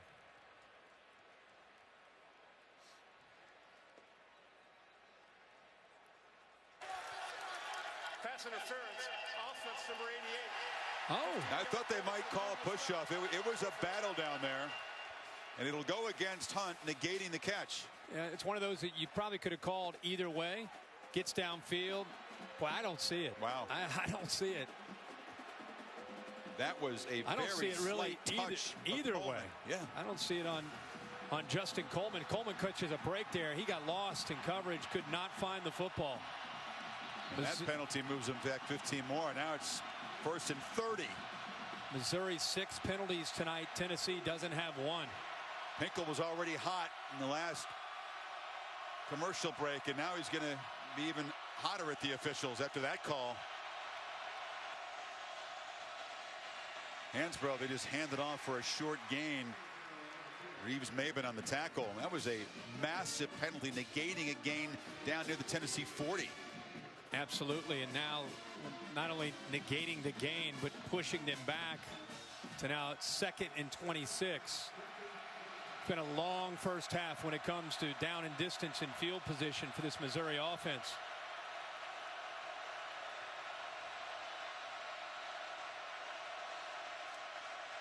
Mock steps up. Cannot escape. Jordan Williams, the tackles, had a terrific first half. But Kurt Magette, coming off the left edge, does a great job of forcing him to step up. He's their best pass rusher along with Barnett on the other side. But see how he forces him to step up? Makes it easy for the rest of that defense, led by Jordan Williams, who moved from defensive end to defensive tackle this year to clean it up for the Vols. Magette showing his quickness.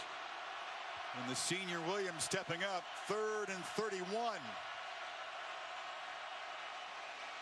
Murphy trying to make a big play on the delay. Makes a couple tackles, gets out near the 30.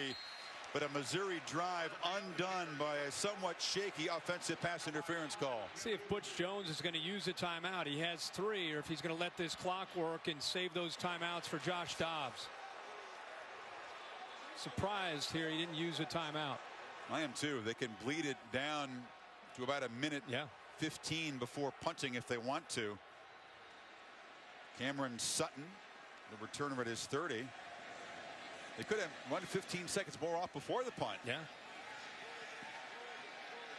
Bounces and will roll dead at the Tennessee 28. 1:15 and 3 timeouts to work with before halftime. Tied at 13.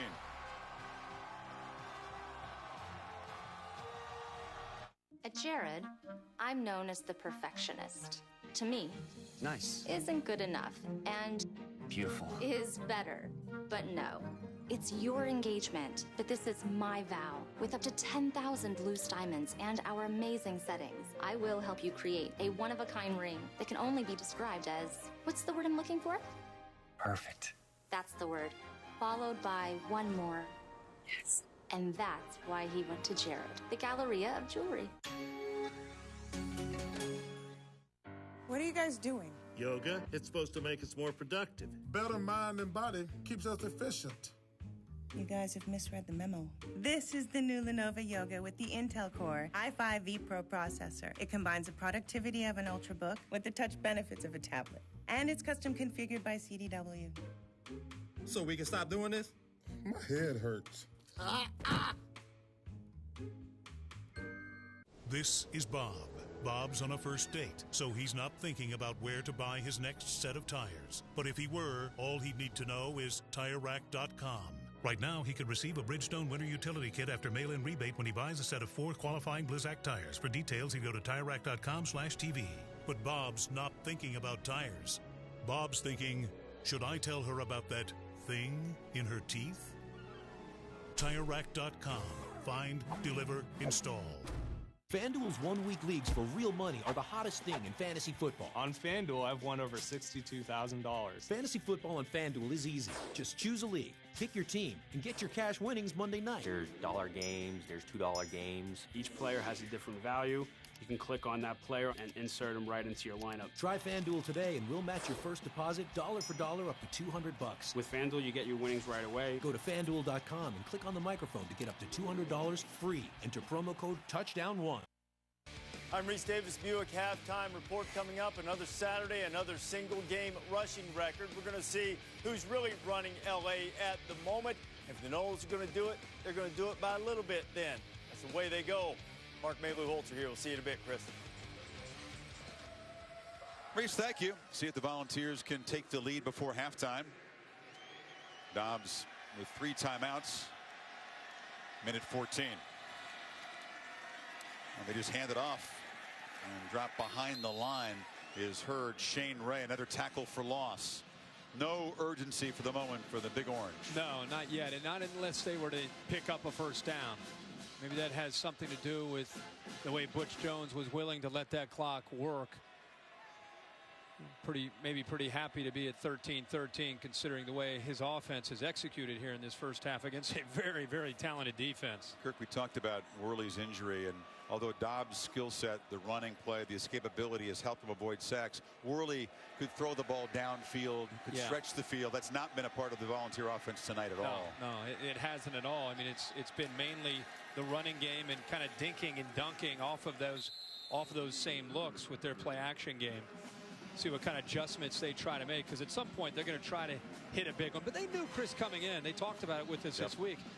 The style of defense that Missouri plays, they do not give up the home run. Tennessee's had that luxury the last couple weeks against South Carolina, Kentucky, because they played man-to-man. They gave them those opportunities tonight against Missouri.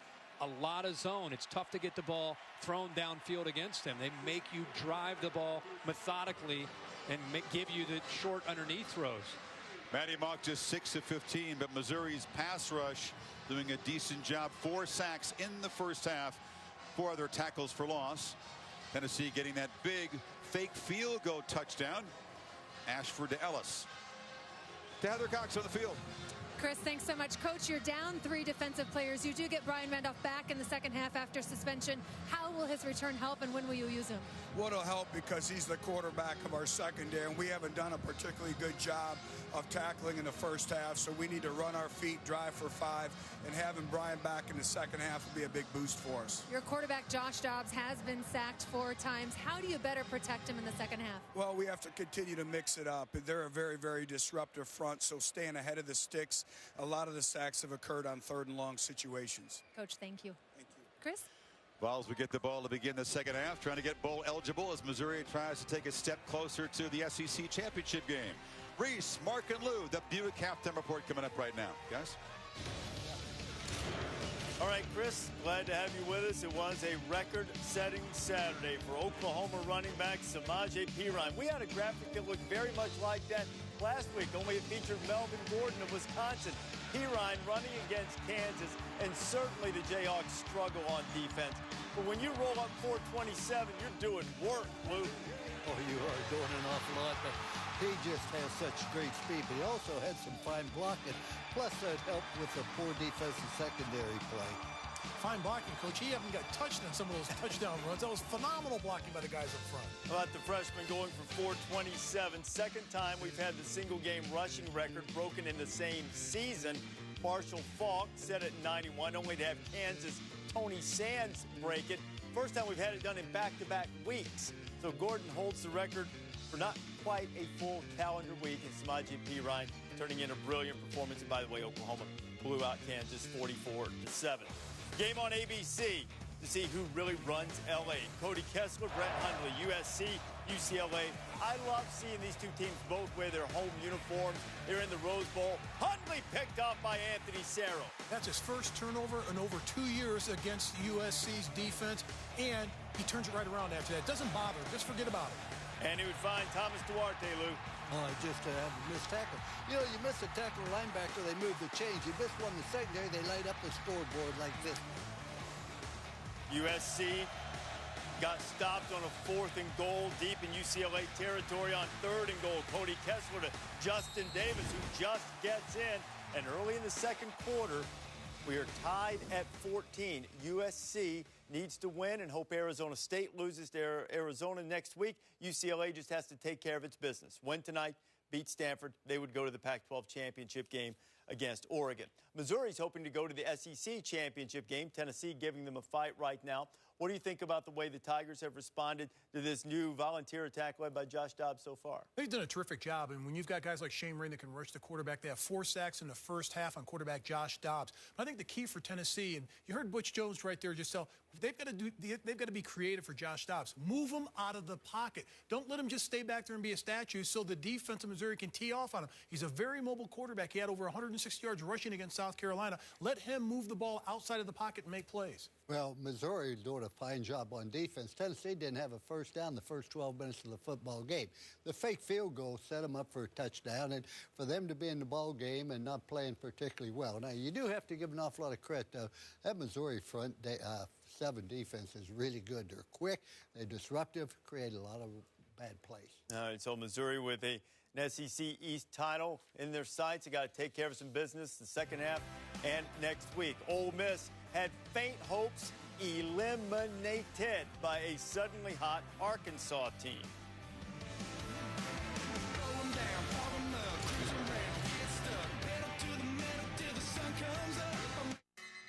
Alabama week.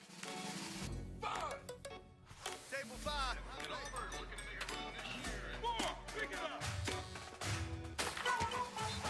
You can see on page 4. 3 times. 3 days till game day. The best cover 2 team in the country. 1. Oh!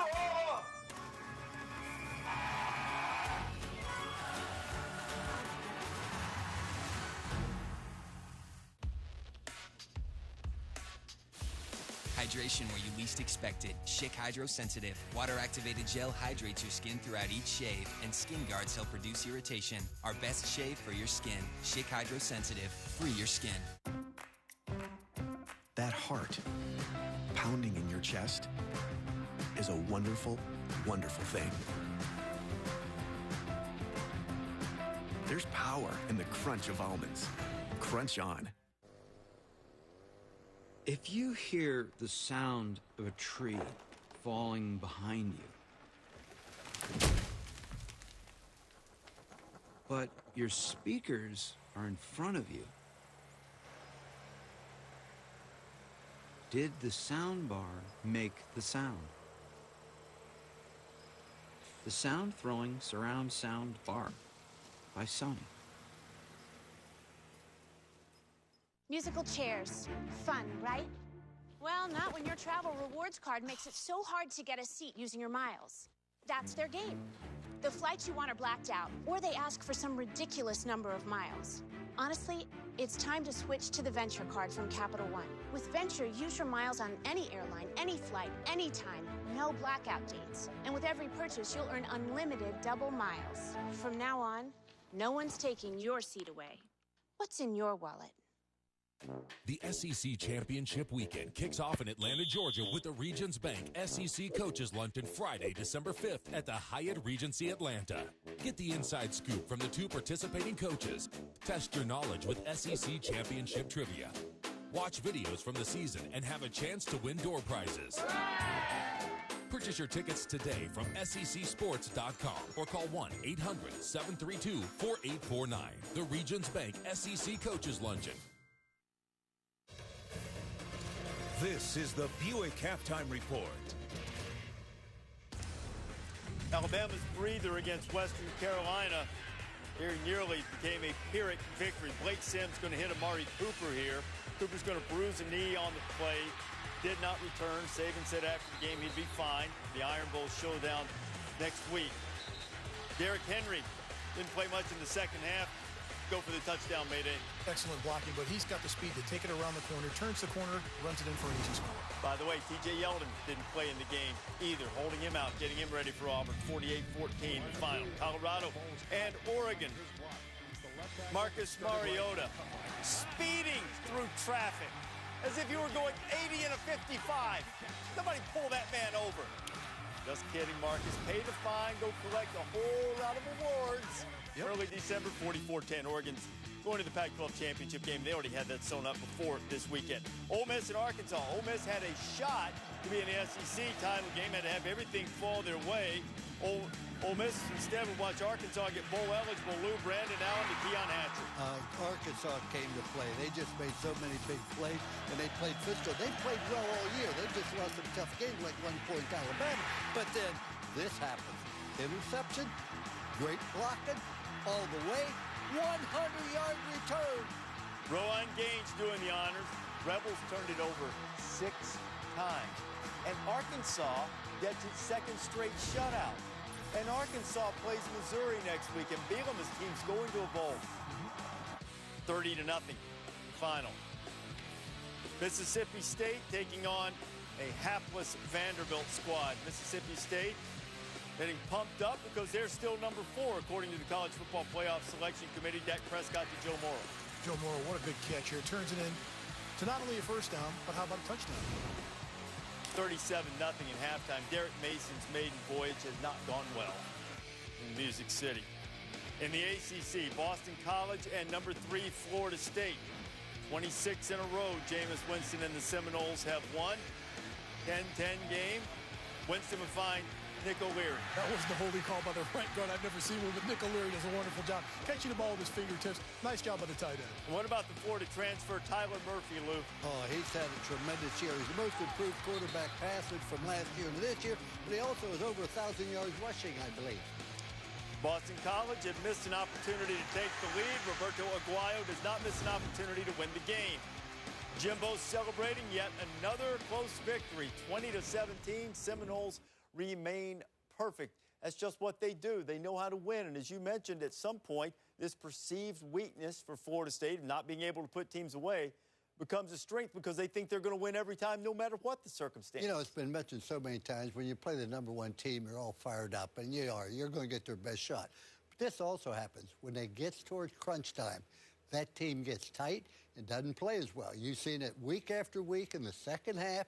When they think they have a chance to win, they tighten it up. So there's an advantage to everybody being fired up to play you. Plus, there's a big advantage when you've got number 5 at the quarterback position. Yeah, You've got confidence. You noticed that, too. Absolutely. And the halftime adjustments by Jimbo Fisher and his staff are amazing because each and every week when they're forced to make those adjustments on the field, the players react in a positive fashion. Main adjustment he made, give it to number 5 on quarterback. Let him win the game for you, and he does. You know what? Steve Adazio's team continues to play tough football. Amen. You give them plenty of credit. If you're going to beat Boston College, you better bring your lunch. It's going to be an all-day affair. Florida State, they usually make every game an all-day affair. And they wind up on top again.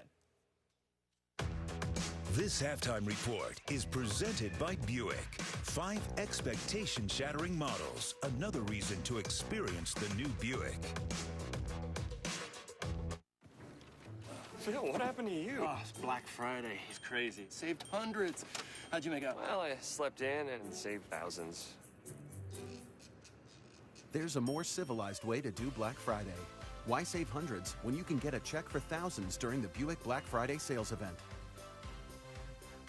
Now make your best deal on a Buick sedan and stock the longest and get cash back for 20% of the MSRP. That's nearly $8,000 on this LaCrosse. Hurry, this offer ends December 1st. Huh. 15 minutes could save you 15% or more on car insurance. Everybody knows that. Well, did you know that words really can hurt you? What? Jesse, don't go! Jesse, no! I'm sorry, Daisy, but I'm a loner, and a loner's got to be alone.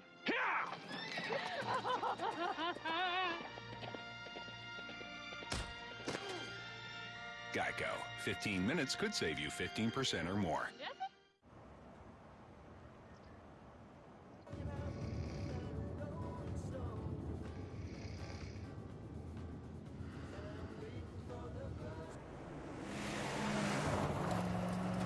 Firestone Transforce tires. Built to handle whatever the job demands. Durable, dependable Firestone tires. Whatever you drive, drive a Firestone. From I wonder what it is to you'll never guess. Everything we sell at LL Bean is backed by the same rock-solid guarantee of satisfaction. So while they keep guessing what's inside, you can rest assured that they can always take it back or replace it. That's just how we're made. LL Bean, guaranteed to please. The energy at Tennessee reaches far beyond our campus. As Lady Vol and Academic All-American, Candace Parker set new standards. Now she electrifies fans in LA. Keeping the lights on there and across the country is the work of Professor Elu Liu. Her research on the power grid puts UT at the forefront of this national issue. Candace Parker and Elu Liu, two exceptional women. Both chose Tennessee. Big Orange, big ideas. Coming up on NFL Countdown, Carson's deep connection. My mother lives on through many, many people. It's a tendon, but what an impact that tendon had. Why his torn ACL tore apart hearts deep in the Texas heartland. And Michelle Beisner getting on a first-name basis with the Lions quarterback. Matthew, your friends call you? Yeah. Is that right? Uh-huh. What should I call you? Matthew, that's good. Yeah. Welcome to the club. Right. Yes, I'm part of the club. A sit-down with Matthew Stafford, 10 a.m. Sunday, NFL Countdown. You know, if the Saints were evaluated by the selection committee, they'd be penalized for playing in the NFC South. But I'm just saying, first place is a losing record. Saints and Ravens, Monday Night Football, 8:15 Eastern Time. Still fun to watch Drew Brees. Monday Night Countdown starts at 6 Eastern. Couple of Big Ten scores of note. Minnesota beats Nebraska. Wisconsin slips past Iowa. Gordon goes for 2 Bills again. Wisconsin, Minnesota next week, not only for Paul Bunyan's act, but also spot in the Big Ten championship game to face Ohio State. That'll be a good one next week between two hard-nosed running teams, not too far away from the second half on Rocky Top. This halftime report is presented by Buick. 5 expectation-shattering models. Another reason to experience the new Buick.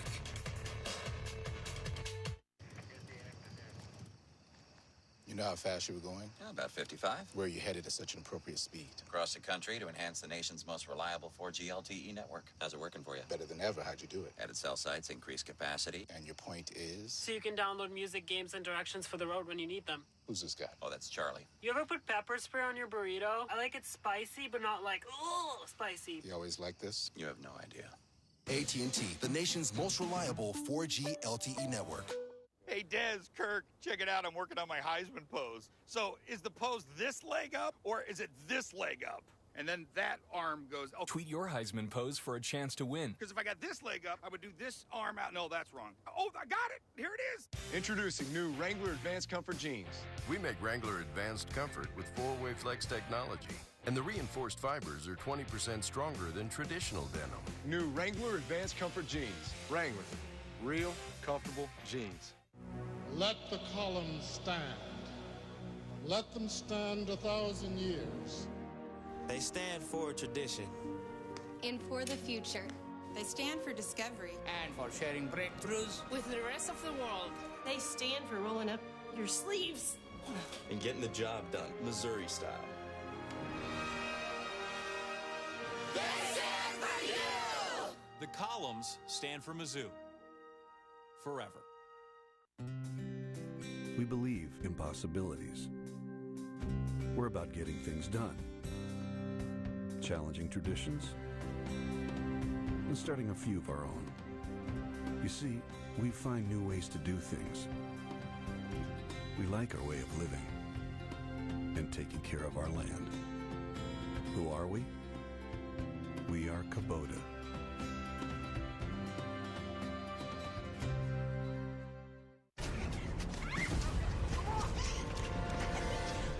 Out in the attic. No, in the basement. Why can't we just get in the running car? Are you crazy?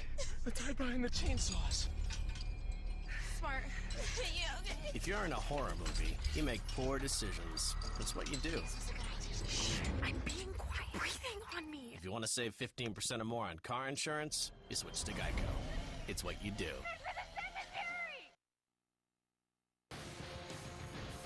I have never seen a play bring a fan out of his seat quite like this one. The fake field goal to Alex Ellis for the touchdown. I don't know if you're going to see the big orange fan who went rear end over tea kettle and over the brick wall and into the pile.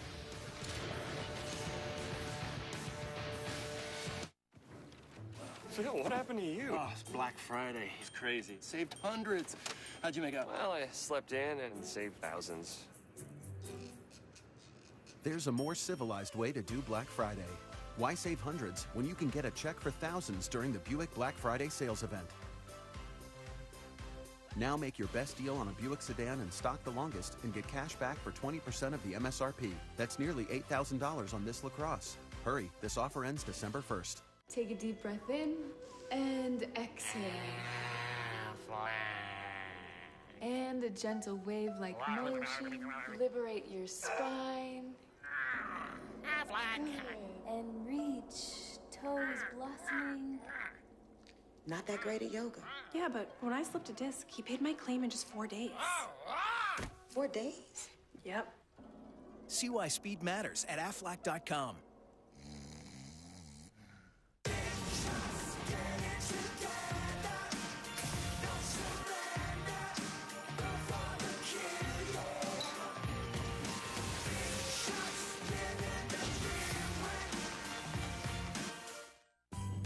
This season, give a Carrabba's gift card and get a gift in return. Now buy $100 worth and get a $20 bonus card free. And drop by tonight and toast the season with wine-enhanced dishes starting at just $13.90. Order your e-gift cards now at Carrabba's.com. There's a reason no one says easy like Monday morning. Sundays are the Warriors' day to unplug and recharge. What if this feeling could last all week? With CenturyLink as your trusted partner, it can. Our visionary cloud infrastructure and global broadband network free you to focus on what matters. With custom communication solutions and dedicated support, your business can shine all week long. CenturyLink, your link to what's next. I try to describe it to people, it's a little bit like the NFL. You know, every single week you're going to play a great football team. And I call it, like a gauntlet. And don't ever look ahead. You focus on giving your best that particular week. Try to get your team to play the best they can week at a time. And that's what we try to do. We don't point to any conference games as being more important than the other game. I love the challenge, and that's why you coach, is you want to compete against the best of the best, and the best of the best lives in the SEC.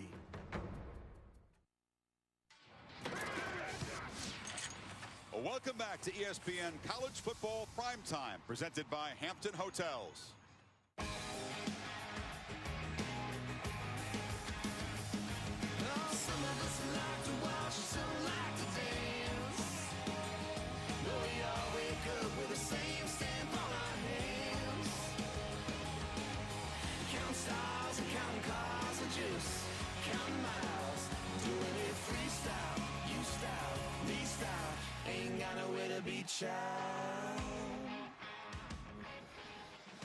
And welcome back to this presentation of the SEC on ESPN. In the SEC East, Tennessee trying to get that win to get bowl eligible. One of the heroes of the first half, that guy, Alex Ellis, the backup tight end. His 6th catch of the year, his first career touchdown. It was a fake field goal from Patrick Ashford.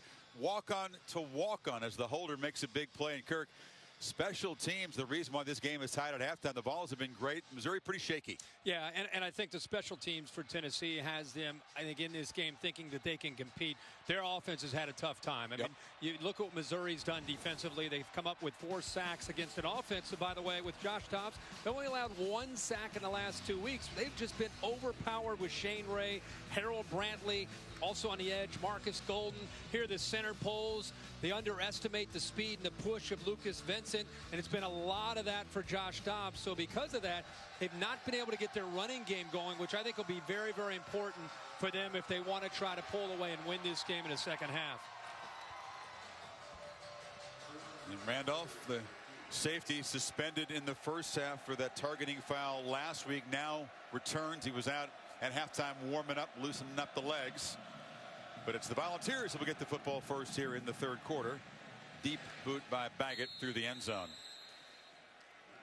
Almost exclusively underneath throws, and as you mentioned, almost nothing in the running game for Tennessee. And that's what they need to be able to establish, to be able to set up the rest of their offense. So consequently, other than special teams, they've had to rely on Josh Dobbs and his receivers dinking and dunking. Nothing downfield. Very little success throwing downfield against the zone of Missouri's defense. And it's not as if Matty Mock and the Tigers' offense is on fire either.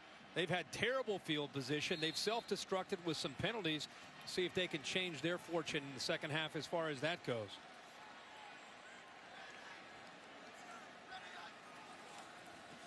Quarterback keeper on the first play. Missouri's done a great job of clogging the middle. You know, Dobbs has not found creases to hit. Heather?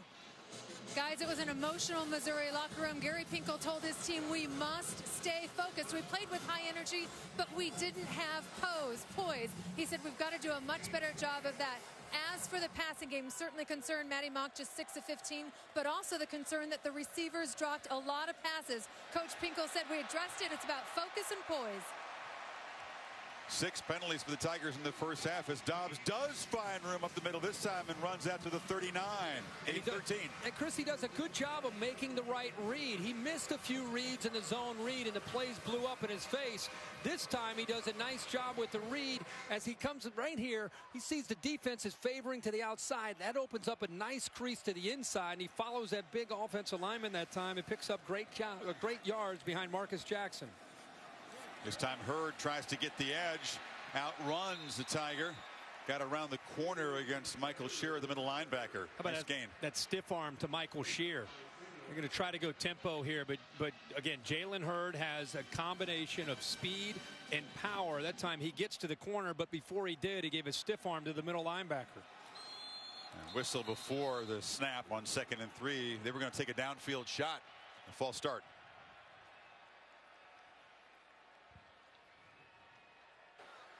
Prior to the snap, false start, 75 offense, 5-yard penalty, still second down. Volunteers' first penalty of the night as they get Marcus Jackson, the guard. You have a struggling offense. Those kind of penalties, Kirk, it's only 5 yards, but they can have such an impact on a drive. Well, they kill the rhythm, they kill the momentum, and you pick up a few plays where you get some yards going, you get the defense on their heels, and you have a false start. It just slows things down. Oh, bobbling the ball is Pig Howard. Has to fall on it. And a nice gain on a jet sweep in the first half. Actually, that little punt pass will be incomplete. Yeah, I was going to say it should be an incompletion. Just a quick little shovel pass. It wasn't a handoff. He kind of just threw it forward, kind of a 2-foot pass, and lucky to get an incompletion out of that, as we see Jackson, who just had the false start, down on the field. By the way, that's why you do that very thing. You just a little shovel pass instead of handing it off. So if there is a little bit of a problem handling the football, it's an incompletion instead of a fumble. Talked about the Tennessee offensive struggles. Well, this is what they need to be able to do. First, you run the ball, and then you attack the linebackers. See the confusion of the linebackers? They're so caught up tonight in stopping this running game of Dobbs and Hurd that they're attacking downhill. See downhill again? You pull it out, you have the jet sweep look, you fake the Hurd, the linebackers, their heads, they're looking around, they're not sure where to go, and then you dump the ball off to the receivers or the running back, in this case to Jalen Hurd. So if they're going to move the ball, it's a combination of running the football and play action to attack Kentrell Brothers, Michael Shear, Ian Simon, and Braylon Webb, the safeties and linebackers, and even a nickel back to Ron Singleton. They can't sit back there and try to be successful in obvious passing situations. That's not what their offense is about, and that's what Missouri's trying to get them to, is they get them to another third down. And they'll have to do it without their left guard. You saw Marcus Jackson walking off, a little smile on his face. Didn't appear to be too serious. They need 8. Dobbs pressured right away, hit as he threw. He was hammered hard by Marcus Golden, and it's 4th down. They don't blitz a lot, but they stunt. There's a lot of movement up front, and Golden's the one that ends up getting home. They're really challenging this offensive line. Actually, just did an inside move there. Just used his quickness to get into Dobbs. Remember, Dobbs gets the ball, looks left. By the time he looks right, number 33 is just right in his face. Ouch. With Golden healthy, you put him and Ray on the same defensive line. Mercy. Here's the punt. Henton fields it, or Murphy, I should say, back at the 7-yard line. 10 a.m. Eastern on ESPN. Sunday NFL Countdown presented by Snickers. Chris Berman and the gang with all the latest news and updates up until kickoff. Also on the Watch ESPN app. I talked to Marcus Golden, said it feels so great to finally have that explosiveness back. Hamstring bothering him game after game. And he said, yeah, I've seen the tape. I know Dobbs is elusive. They call him Noodle. He can escape. We can run him down. We will catch this quarterback. And so far, they're doing a good job of harassing and hitting him.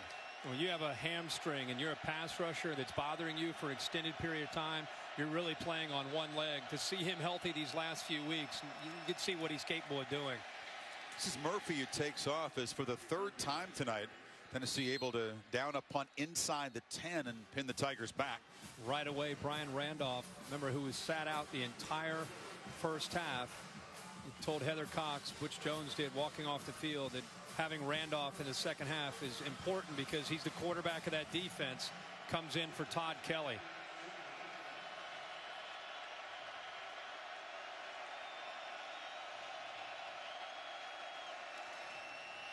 Second and 7, complete. Sean Culkin, the tight end, falls forward for a first down at the 22. Well, at 6'6", 245 pounds, Josh Henson, the offensive coordinator, knows that if they can get him the football against an undersized safety, it's a mismatch. He had a cushion to work with and easily able to pick up a first down after the reception. Second catch for Culkin, and now Murphy takes off, and you have to hold your breath when he has the football. With his kind of blazing speed, Tigers have moved quickly after the 37. And how about the vision by Murphy? Again, Russell Hansbrough last week got a lot of attention. Murphy, that play's designed to the inside. He bounces it around to the outside and has great acceleration. He's got it again, but tripped up immediately. And hit by Danny O'Brien. Ryan, a sophomore defensive lineman. Virtually this entire Tennessee defense will be back next year. 35 different men have made tackles. Only 3 of them are seniors, and the prominent senior on senior night, A.J. Johnson, again, not in there, making do without their leader and holding up pretty well.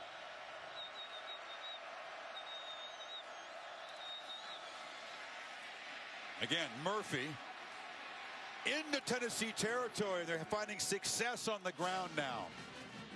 Well, it takes a lot of pressure off of Matty Mock when the offensive line can open up some holes like this, and you can get Murphy a seam to get to that second level. He is a tough back to bring down for the linebackers and safeties coming up. Again, undersized at 5'9", tough to find behind those big linemen, but 190 pounds and runs with physicality. Now a first down throw for Mock. Will have to scramble instead. Backpedals and just throws it out of bounds. Took a shot after he threw it away. Again, Derek Barnett, the true freshman, providing pressure. That entire defensive front has had a great year from where they were a year ago. Owen Daniels that time also flushed Matty Mock. You know, Matty Mock has been challenged by his offensive coaches. Early in the year, he was scrambling and improvising and running backwards and running sideways. They've really wanted to see him pick a side that you want to attack the defense, try to execute. If it's not there, step up into the pocket as opposed to out wide or backwards where he's trying to make something happen, and sometimes too much. First carry tonight for the true freshman Ish Winter from Tampa, and he takes a hard knock after a short gain. It'll be 3rd and long. Not his real name, Ish. He trots out. Coming back into the game is Murphy on 3rd down.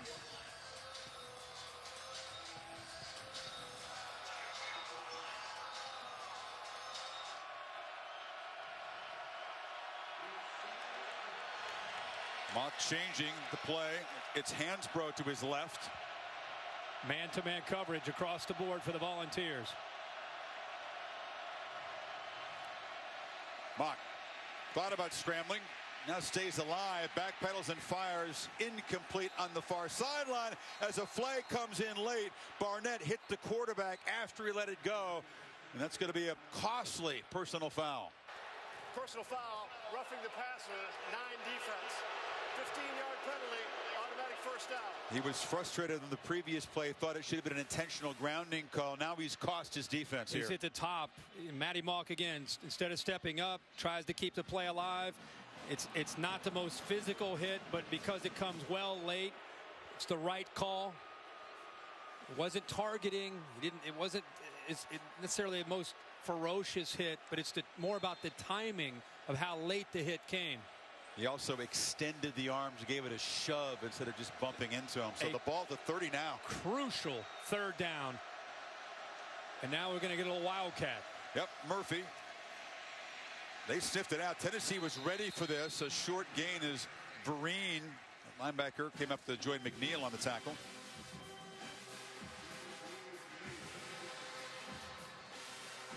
So trying to get Murphy touches in space. The Missouri Brain Trust, Josh Henson's the offensive coordinator. They hadn't been able to do that enough coming into this game. They tried at the Wildcat, but only get a yard. So Murphy out, Hansbrough back in. And then they were going to direct snap it to Hansbrough with Mock running to the left. Gary, timeout, Missouri. Gary Pinkel stepped in and called the timeout himself. So the Tigers try to get creative as they threaten in a tie game.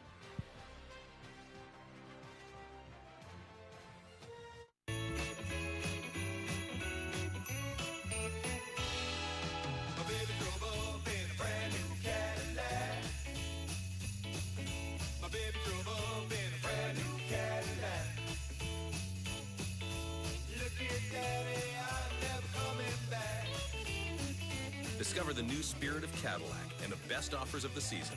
Lease this 2014 Standard Collection ATS for around $299 a month.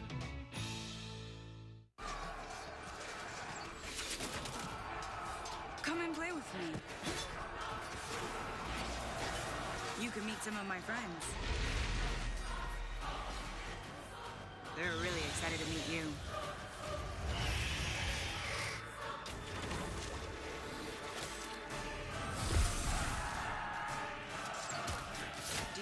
Come and play.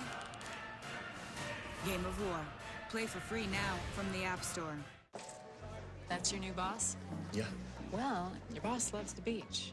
Really? She's been to London, Paris, and her son plays baseball. You psychic? No. I speak Pandora. He went to Jared. Celebrate life's unforgettable moments with a fabulous selection of Pandora charms and bracelets, including these charms exclusively at Jared, the Galleria of Jewelry, telling her life story with just a turn of the wrist. You're good. I know. That's why he went to Jared.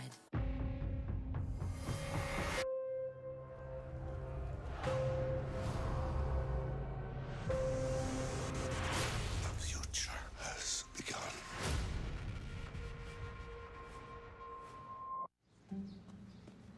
Do you and Mom still have money with that broker? Yeah, 20-something years now. Thinking about what you want to do with your money? Looking at options. What are you guys paying fees? I don't know exactly. If you're not happy, do they have to pay you back? It doesn't really work that way. You sure? Are you asking enough questions about the way your wealth is managed? Wealth management at Charles Schwab. Reese Davis with you on ABC. USC and UCLA final half minute of the first half. Brett Hundley threw a pick six on his first throw. Been burning it up since. Eldridge Massington with a touchdown grab. They're at the break. 10-point lead for the Bruins. All right, Reese, thank you. 13 apiece here. Tigers in Tennessee territory. 2nd and 9.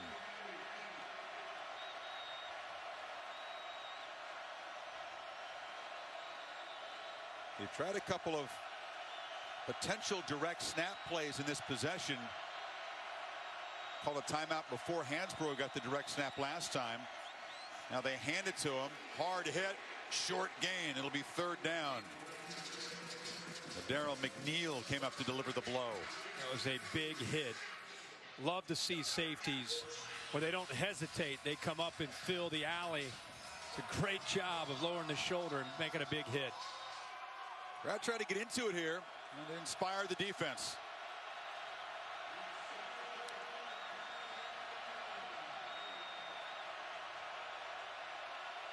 The Missouri coaches are going crazy trying to get Matty Mock's attention. You get louder. 5 on the play clock. They get it away. Pump fake. Mock now fires. Down in the corner. Flag comes out. Jimmy Hunt defended by a pair of Volunteers. Earlier he was flagged for offensive interference. They might have gotten Emmanuel Mosley, the true freshman, who was away from where the ball was thrown, but had his hands all over Darius White. Holding, defense number 12. 10-yard penalty for the previous spot. Automatic first down. And good eye, Kurt. Saw another costly major penalty on Tennessee's defense. Another 3rd down penalty. We saw the late hit from the defensive end, Derek Barnett. And now it's the true freshman, Mosley, who had White. Again, he was away from the ball. It's extra painful when the receiver wasn't being targeted that you grab. Mock was looking at Hunt the whole way, not at White. Ball at the 15 now, first down.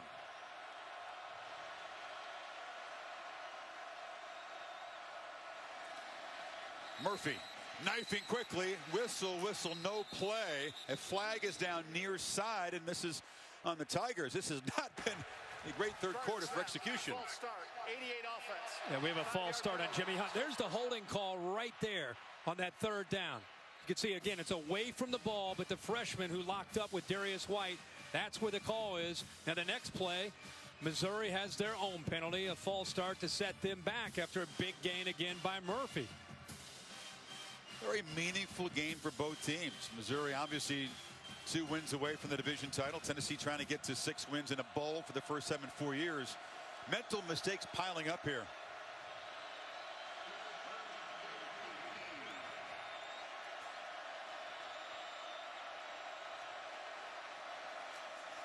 Mock looks left, delivers a looping throw toward the pylon, jump ball incomplete. Once again, Bud Sasser targeted again. Once again, well defended. It was Sutton that time. And Bud Sasser did not give himself much room to work. You see how he's got already to the outside? There's nowhere for his quarterback to throw the ball. Sutton does a good job at the beginning of that route of pushing him to the sideline, and Sasser helped him by almost his body language working towards the boundary. Nowhere that time for Matty Mock to throw the ball. You always want to have a little bit of room to throw it to the outside shoulder away from the defender. Good coverage that time by the Tennessee defender. Mock, another pump fake. Flag comes out as the quarterback scrambles, throws toward the end zone. Sasser caught it out of bounds, but this looks like a hold.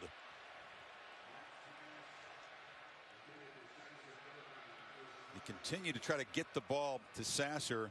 52 catches coming in, only 1 tonight. Yep. Holding, offense number 80, 10-yard penalty, repeat second down. Culkin, the tight end, and it's Missouri's turn to shoot itself in the foot. Yeah, the tight end who's in. He looks like he's going to run a route. Majed, who's one of the better pass rushers right there, grabs him with that left hand, gets a hold of that jersey. Too late to raise your hands and say. Yeah, I know. And a lot of times when you do that, that draws the attention of the official. He was grabbing pads and jerseys and stuff. Yeah. Again, look at Missouri moving backwards with these penalties. They now have 8 penalties on the night. Well, Tennessee moved them into position with penalties. Now the Tigers have created a 2nd and 25. Mock takes off. Up the middle. Eludes a tackler. Still running hard to the 20. So he got 10 yards before Randolph, who's back in there starting after sitting out the first half. But it's still 15 yards away from a first down. Quarterback draw, design run. Both the safeties, McNeil on one side and Randolph on the other, getting in there. Set up a big 3rd down here.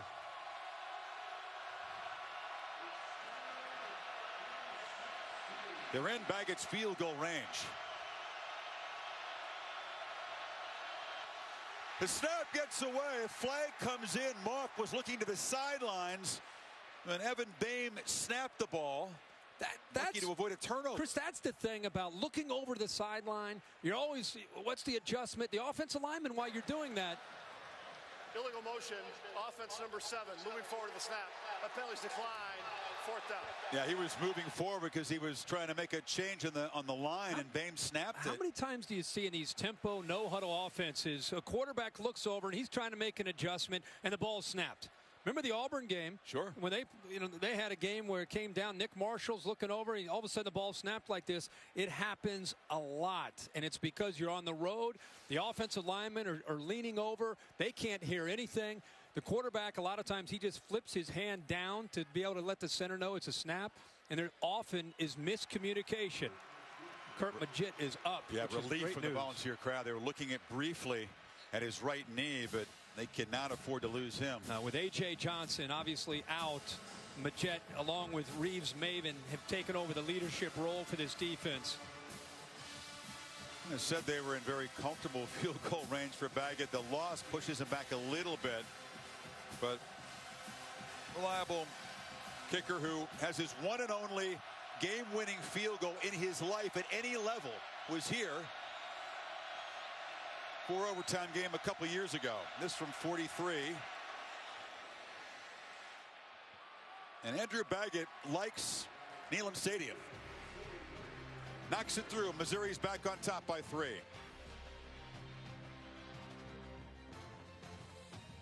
Very exciting. Wanting to go for a Dad! What a surprise! This is my new boyfriend, Mark, I was telling you about. Nice to meet you.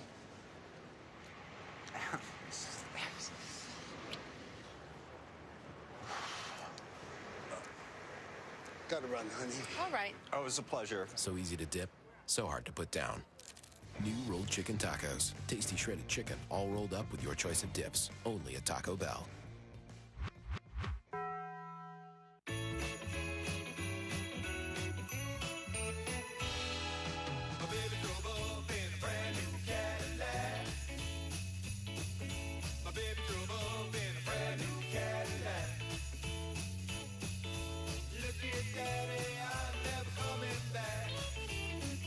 Discover the new spirit of Cadillac and the best offers of the season. Lease this 2014 Standard Collection CTS for around $409 a month. You do something to me, something that simply mystifies me. The new Dell Venue 8 tablet, with the remarkable power of Intel Inside, syncs to other devices without wires, so you can connect in unexpected ways. You do so well. Hi, I'm Rob Lowe, and I have DirecTV. And I'm Crazy Harry Rob Lowe. I have cable. DirecTV is available everywhere, nationwide. With cable, you're stuck with whoever's in the area, just like this comb is stuck right here. I have the same incredible TV experience no matter where I live, and I like that. I have arm hair curtains, and I don't like that. Don't be like this, me. Get rid of cable and upgrade to DirecTV. Call 1-800-DirecTV. ESPN College Football Primetime is brought to you by Cadillac and DirecTV. If you call yourself a sports fan, you gotta get DirecTV. Call 1-800-DirecTV. Philip Fulmer, the judge at the University's Italian Club dessert eating contest yesterday. Would you take that gig if you were asked? Being a judge? A little third quarter snack, meanwhile. Yeah, would you, hey, Kirk, let's go judge a dessert eating contest. Well, if it's named after you, I guess you have to, right? That was not a very attractive possession, was it? Two major penalties by Tennessee set Missouri up. They had a false start, a hold, and that messed up snap before Baggett salvaged 3 points to put the Tigers back on top. Evan Berry had a 58-yard kickoff return to spark the Volunteers in the first half, but stumbles forward. He had to reach down to pick it up and is dropped by himself at the 14-yard line. An update from Reese Davis. All right, Chris, time for SportsCenter right now. Brought to you by Dell. Samaje Perine of Oklahoma set an FBS single-game rushing record, 427 rushing yards and 5 touchdowns to boot. And the Sooners blowout of Kansas that breaks the record Melvin Gordon set just 1 week ago for Wisconsin. Used to be like a 200-yard day was a big deal, then a 300-yard day. Back-to-back 400-yard games by tailbacks. In an era where it's usually more about the spread and quarterbacks and receivers. Worst starting field position of the night for Tennessee. It's Dobbs and the keeper, but he is just driven to the ground hard. Another play made by Louis V, they call him, Lucas Vincent. Ravens and Saints on Monday night, 8:15 Eastern time on ESPN. Again, I just want to continue to say Ray and Golden deserve a lot of attention, but it's the whole group up front when you throw in Brantley, Hoke, and Vincent. Hurd has a little crease. Hurdles a tackler. Very upright runner. You called him in the first half, kind of a young Eddie George. You begin to see what you mean with a run like that. Yeah, he's elusive as well at 228 pounds. And again, he's a true freshman that runs with such poise and confidence. And again, a back that he kind of leans on the coach on the way to the game in the stadium. Butch said to me before the game, Jalen's like, just give me the rock, coach. Give me the rock. That time he's got the rock, but he's dropped. Yeah, Butch was kind of keyed up. They were riding the bus, and Hurd was kind of asleep. And he said, Coach, you want to snuggle with me? Exactly. How about Vincent? You called his name just a second ago, and he comes in again and makes another play. Hurd kind of a laid-back dude, though, isn't he? He said, Coach, don't sweat the game. Just give me the rock. And he said he went back to sleep. I think they're going to play Alabama, by the way, in that game, right? Dobbs play action, trying to avoid the pressure. Receiver couldn't get there. Trying to fight through was Jonathan Johnson. Golden again pressured Dobbs. Yeah, Golden. Last time you and I called a Tennessee game, remember this is an offensive line that's young and growing still. But Eric Stryker that night had a field day against his Tennessee offensive line. And tonight it's Ray and Golden who every single time Dobbs throws the football, he's feeling pressure from the edges. A little different than against South Carolina and Kentucky. They've been controlling pass rushes lately, but not tonight. Dobbs has missed 5 in a row, so he just dumps it down to Hurd on a safe throw, but not nearly first down yardage. Golden on another tackle. You know, that's what the NFL people will love about Marcus Golden is he's not just a pass rusher without awareness. Watch how he's going to rush the quarterback here, but watch how he feels right away. Wait a second. And he doesn't just give up on the play. He's going to go down and chase Jalen Hurd down. That's what's special about Marcus Golden. Marcus Murphy can be a special returner. Hasn't gotten loose for a play tonight. He scored 2 touchdowns as a runner. Dar had a good night punting the ball. Drives Murphy to the 15. Was tripped up momentarily. Yet another flight comes out, and another now later in the return. We'll see if there are 2 different fouls here. Well, the first one is easy. It's a push in the back. Holding call. I would fire somebody of my return team for blocking in the back if I was a coach. It is a crippling play. Sets the offense way back against the goal line. It almost always leads to a 3 and out. You see this so often. During the return, illegal block in the back, number 19 of the receiving team. Half the distance to the goal, first down. Timeout. Sean Rupert guilty of that. Mizzou backed up one more time, on top by 3. Knicks, Mavs, Wednesday at 7:30 on ESPN.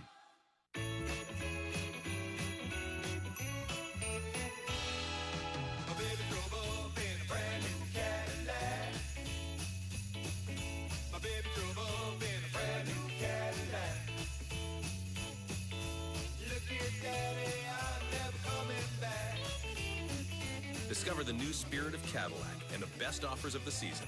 Lease this 2014 Standard Collection ATS for around $299 a month. Ask any college football fan where the best seats in the house are, and they'll tell you it's the student section. It's a raucous and unique atmosphere typically reserved for the regular season. Now, Taco Bell is giving the biggest games back to the biggest fans, the students, by creating the first ever student section. 3,000 seats in all at every game of the first ever college football playoff. Want to get your hands on one of the coveted tickets to this season's biggest games? Go to livemystudentsection.com to find out how.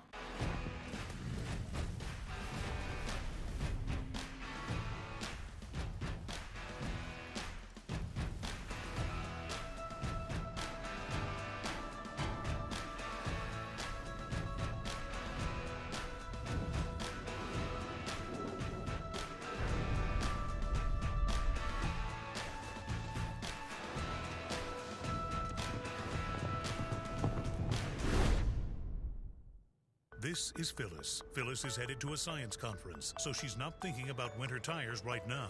But if she were, all she'd need to know is TireRack.com.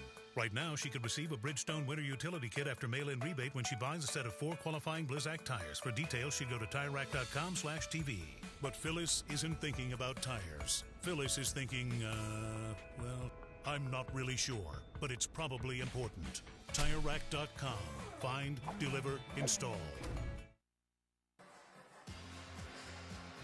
The playoff selection committee rankings brought to you by Chick-fil-A coming in. Alabama with a beatdown of Western Carolina after a slow start. Florida State, they win again. They're sitting there at 3. Can you reevaluate a team that just finds ways to win, even though it was ugly? BC missed a potential go-ahead field goal late in the game, and Aguayo won it. What does that say right there? It says 11-0. All right. I'm not saying they should do it. All right. I'm just saying it. They knows make it interesting for the committee every week, don't they? They sure do. And their fans. And their coaches. Hansbrough hit after a short gain as Missouri starts inside their 10 for the 4th time tonight.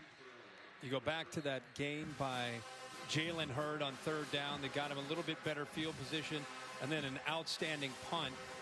And then, of course, the penalty on the return for Missouri. And what a flip of the field. And by the way, that's going to become the difference in this game, is who's going to win field position and who's going to capitalize with that field position. Exactly, because Tennessee's winning field position. They haven't adequately capitalized on it yet. Mott chased in the end zone. Here comes a flag as he just flings a wobbly pass out of bounds. Another pass in that holding zone. Yeah, I think they may have gotten the right tackle. Grabbed another jersey of Majid. He's lucky it wasn't in the end zone. Taylor Chappell. Holding. Offense number 62. Penalties decline. 3rd down. The quickness. We talked about the defensive ends from the other side, but look at the quickness here and watch the right tackle. This time it's Corey Vereen. Gets by him with great quickness, and Chappell just grabs onto that jersey. Some sloppy penalties tonight. Costly times as well. They don't bother with backing Missouri up. They'll take the result of the play, which sets up a 3rd and 9.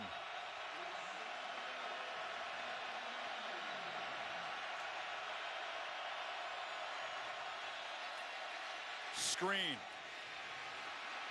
Hansbrough gets free. Almost lost the ball. Is knocked down by McNeil. Short. It's 3 and out for Mizzou. Tennessee reacted to that play very quickly. In fact, the linebacker Reeves Maven looked like he was going to make the play, only to miss, but he did cause him to cut back into the middle of the defense, which is where the rest of the Volunteers were pursuing to the football. So they get the ball back, and they're going to get very good field position again. Once again, Brinzer is in his end zone. Cam Sutton standing at his 45. Bounces, and Sutton will let the Tigers down it at the 43. Tonight's good hands play brought to you by Allstate. Well, we're struggling to find a great play with the offense. We're going to show you some good hands from the defense. How about Marcus Golden using his hands to just go right by the big right tackle, Jacob Gilliam. It hasn't been just a big defensive end, Golden. We've also seen the big fella, Lucas Vincent, as well, at 6'2", 300 pounds. Very nifty and very athletic. This defensive line is about as good as you're going to see as a group in the country, not just the SEC. It's usually supposed to be an offensive play, right? The good hands thing. Yeah, the receiver Going making a nice defensive. play. Yeah, okay. Just checking. We're going D-line tonight. First down, attempted pass, but once again, he's dropped, ball loose. Dobbs falls on it. That was Josh Augusta, the backup nose guard, joining the party. Yeah, why not? They just continue to rotate bodies in, and they're just overpowering them with quickness and with speed. Watch, he just pushes right through there. Now, you remember, the fact Matt Crowder, their starting center, is out.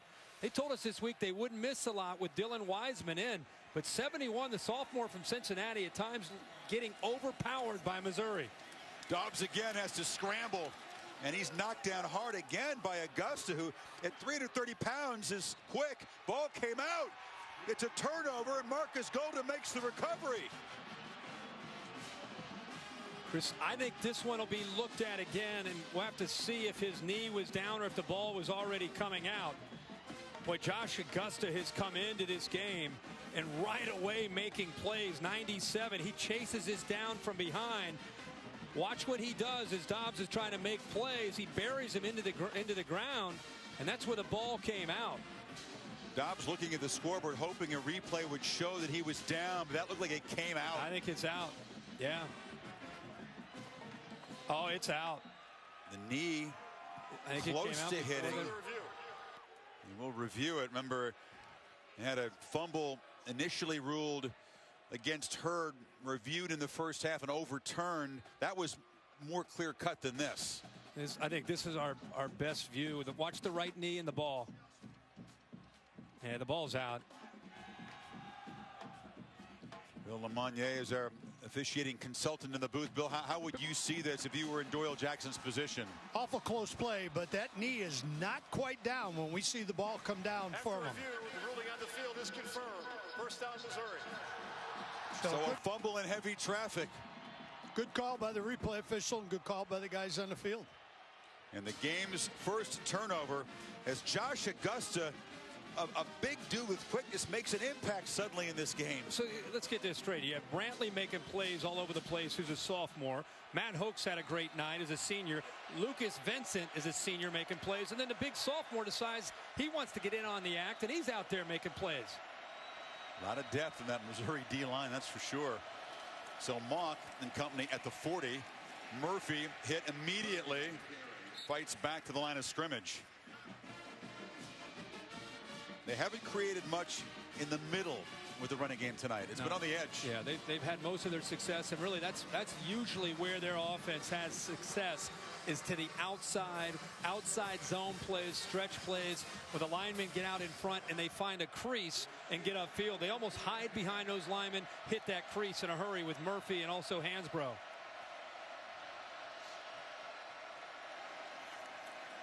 Mock wanted to get it to Murphy, hesitated, did not act decisively that time. That was a key for him coming in, Kirkwood. Mock again hesitated, didn't he? Well, they took away his primary. He actually looking to dump the ball out here, but a linebacker takes this play away. You see how he almost let it go, but he read and felt the linebacker.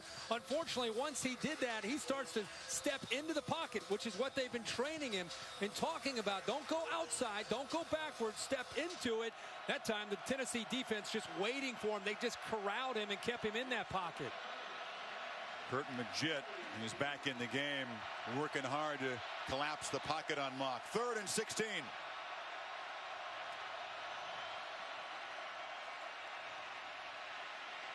Mock over the middle, complete to Sasser, who has a first down inside the 30. The top Tigers receiver finally getting involved. Now watch, this time they're only going to rush 3. They figure 3rd and long, let's rush 3 and drop 8, but they've got 2 guys up close to the line of scrimmage. It opens up a huge vacancy behind those 2 linebackers. He has all day by only rushing 3. It gives Sasser plenty of time to come across very, very close to that first down marker. They're measuring on the far side now. He does have a first down. Targeted 7 times tonight. Sasser only making the 2 catches. Had a drop very early in this game in the end zone. Again, John Chancik, the defensive coordinator, it's all about being multiple and mixing up your looks. They haven't shown a lot of just rushing 3 and dropping 8, but the way Matty Mock has struggled at times against pressure, surprised they didn't come after him that time. Picked up 16 on 3rd and 15.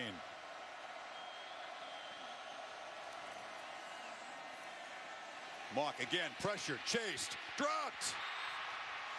Majit got him. The pass rushing linebacker with a big play. That is just raw speed and athletic ability from Majit, an outside linebacker who they'll move down to defensive end.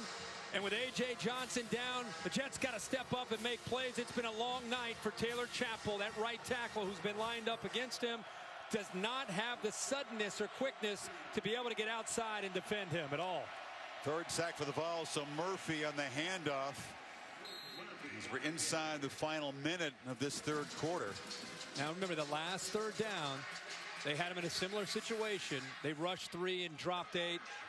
Gave him all kinds of time, and he found Sasser for that 1st down. What do they do here? Are they going to come after him, or are they going to rely on the defensive ends of Barnett and Majit to try to get pressure on him? The freshman Witter is the back.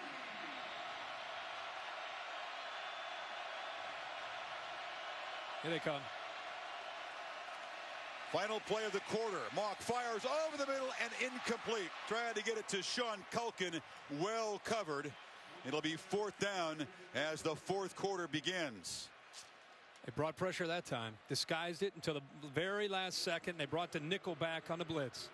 A Baggett field goal, only scoring in the 3rd quarter. Tigers lead it by 3 heading to the 4th.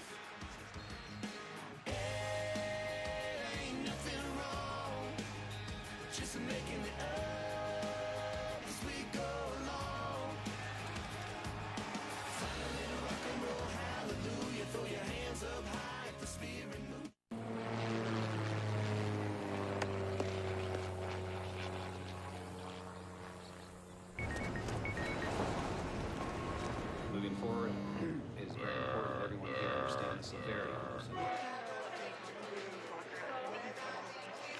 Now 1 Charlie, November, Roger, thank you. Try our new specialty grade coffee, sustainably sourced by Thrive Farmers. Great taste is just part of the story. In a race, it's about getting to the finish line. In life, it's how you get there that matters most. Like when I found out I had a blood clot in my leg, my doctor said that it could travel to my lungs and become an even bigger problem. So he talked to me about Xarelto. Xarelto is the first oral prescription blood thinner proven to treat and help prevent DVT and PE that doesn't require regular blood monitoring or changes to your diet. For prior DVT, I took warfarin, which required routine blood testing and dietary restrictions. Not this time. While I was taking Xarelto, I still had to stop racing, but I didn't have to deal with that blood monitoring routine. Don't stop taking Xarelto Rivaroxaban unless your doctor tells you to. While taking Xarelto, you may bruise more easily, and it may take longer for bleeding to stop. Xarelto may increase your risk of bleeding if you take certain medicines. Xarelto can cause serious bleeding, and in rare cases may be fatal. Get help right away if you develop unexpected bleeding, unusual bruising, or tingling. If you have had spinal anesthesia while on Xarelto, watch for back pain or any nerve or muscle-related signs or symptoms. Do not take Xarelto if you have an artificial heart valve or abnormal bleeding. Tell your doctor before all planned medical or dental procedures. Before starting Xarelto, tell your doctor about any conditions, such as kidney, liver, or bleeding problems. Xarelto is proven to reduce the risk of DVT and PE, with no regular blood monitoring and no known dietary restrictions. Treatment with Xarelto was the right move for me. Ask your doctor about Xarelto today. To thrive in an ever-changing environment, companies must adapt. But one thing should remain constant: a financial relationship with someone that understands and cares about your business. PNC Corporate and Institutional Banking offers strategies tailored to your company's needs. Our dedicated teams of local experts offer insight to help you achieve your business objectives. See how working with PNC can help your company grow at pnc.com/ideas.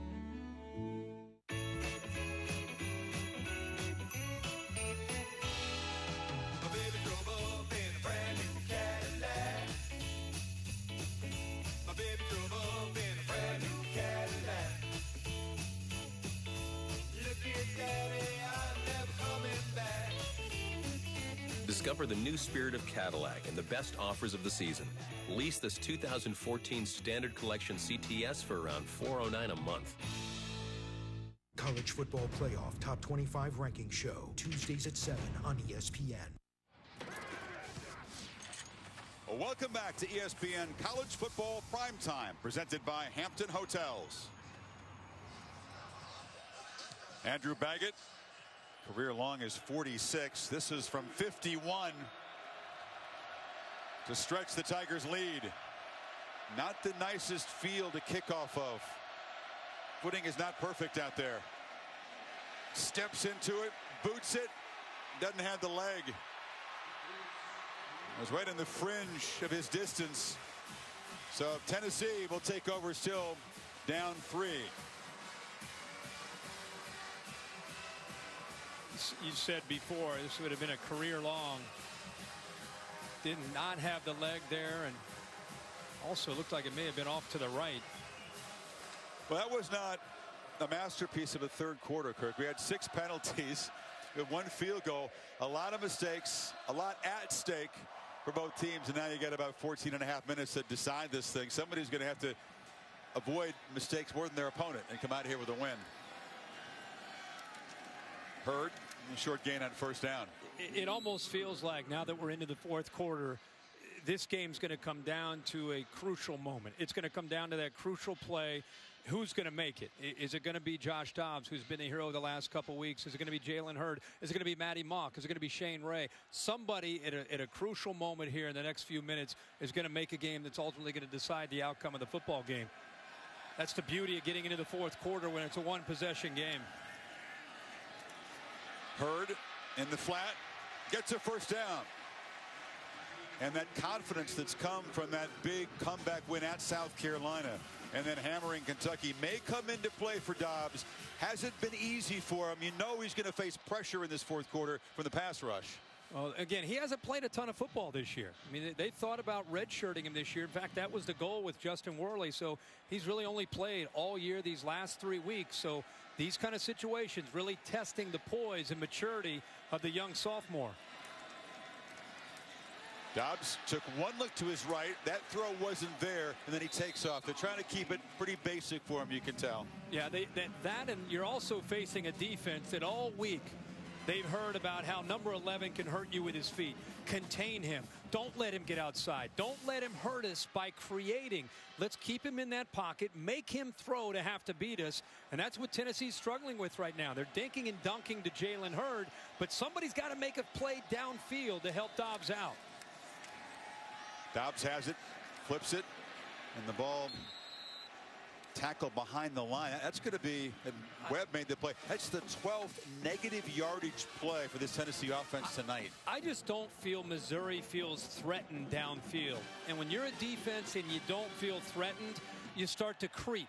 You start to creep with linebackers and safeties, and they start really defending 5, 7, 10 yards downfield and closer. Makes it tough to execute when a defense doesn't feel threatened vertically. On 3rd and 12, Dobbs steps up, delivers a low throw. Ruled a catch right near the marker at the 44. Wow, a great effort by Pig Howard to go down low and make that play. Chris, the defender came up with the football, David Johnson, but Howard had the ball and then was ruled down. They're playing quick, so they'll not review that. Dobbs steps up under pressure, and a receiver fell down. Now here comes a flag. David Johnson was the corner there, and Howard hit the deck. If nothing else, and they're going to get the interference call, I love the call. I just was talking about not feeling threatened vertically. It's one of the few balls we've seen all night thrown downfield. Defense number 3, 15-yard penalty, automatic first down. They've been having some success when they have had it underneath with quick throws. He just takes a forearm shimmy from David Johnson, the junior, and Pig Howard doesn't have any chance to go downfield to make a play on the football. So an easy call. Now Tennessee really deep into Missouri territory. To be fair to Johnson, Howard just kind of ran into him there.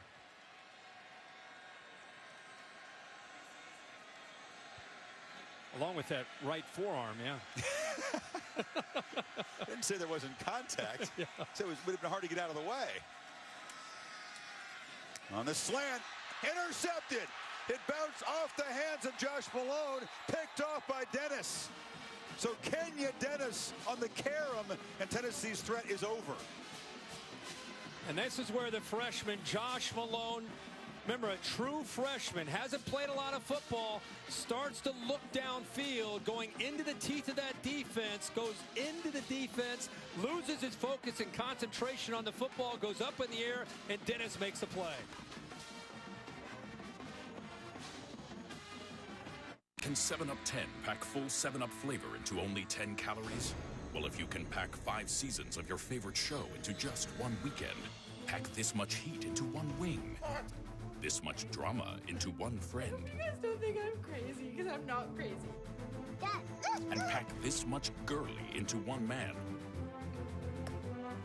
then yes, 7-Up 10 can pack full 7-Up flavor into only 10 calories. That's the power of 10, also packed in these brands. Twins Cliff and Chris Paul made it their pursuit to pass selflessness onto the next generation. I got it. On the court, little Chris's signature alley-oop-de-doop drew the attention of local scouts. While off the court, little Cliff assisted neighborhood children from his own State Farm branch. The Pauls knew a little assist goes a long way, no matter who it comes from.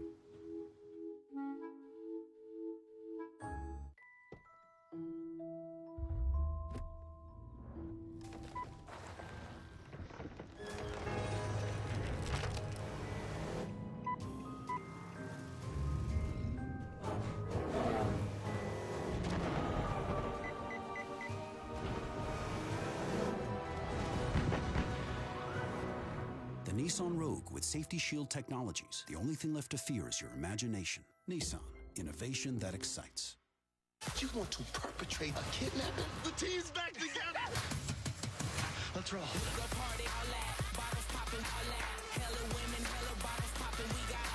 All of us? More the merrier. Horrible Bosses 2, rated R.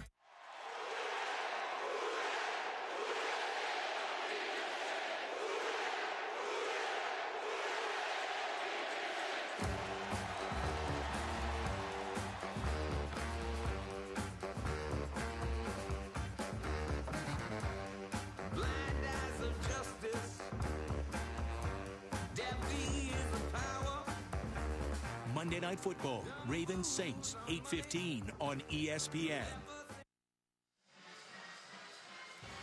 Curtis Wilson brought the Allstate bus here to Knoxville. You can enter the Allstate It's Good sweepstakes. A chance to win $100,000 plus VIP trips to the college football playoff semifinal at the Allstate Sugar Bowl and the national championship game, as well as weekly prizes. So back-to-back turnovers by Dobbs for the Tennessee offense, and the Tigers take over at their 24-yard line. Option look from Mock, who keeps it, turns it up, and slides down after a short gain. Can't say it enough, considering this Tennessee defense is playing without A.J. Johnson, who's been suspended, and they've had to try to replace him with some other leadership. We've seen Jalen Reeves-Maybin and Kurt Magid. The linebackers, the safeties have also helped out. Seen a true freshman, Jakob Johnson, step in there with that leadership role, trying to communicate, get the signals called. 4-year starter taken out of the middle of that defense makes it very tough. They'd held up pretty well tonight. Mock keeps it again. 2 carries by the quarterback, setting up a 3rd and 3. Maddie just 9 of 22 tonight, 109 yards. Hasn't had a turnover, but doesn't have a touchdown pass either. What's the call here, Kirk, on 3rd and 3? Do you run it again? I think you give him a zone read type of play. Give him that option to run it or give it to the running back. And Witter is to Mock's left, the true freshman from Tampa.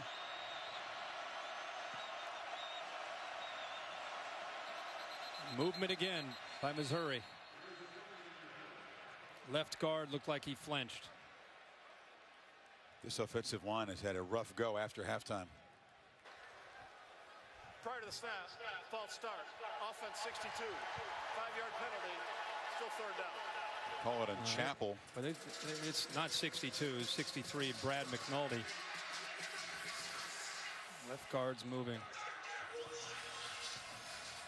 Not that one, but this one. There's a lot of movement up there. 62 and 63.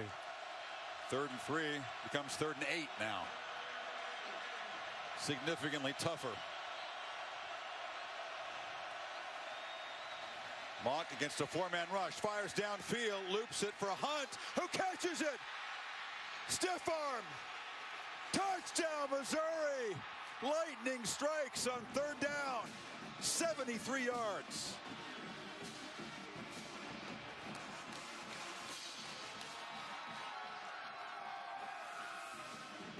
One-on-one coverage, Chris.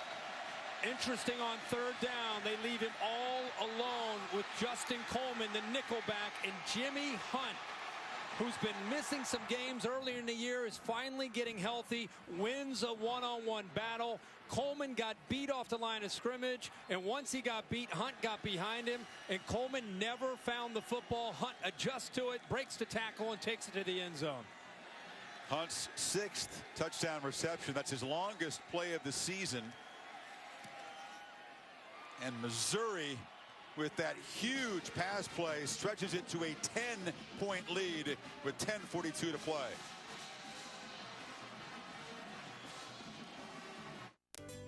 Hampton knows it's your most important video conference of the day.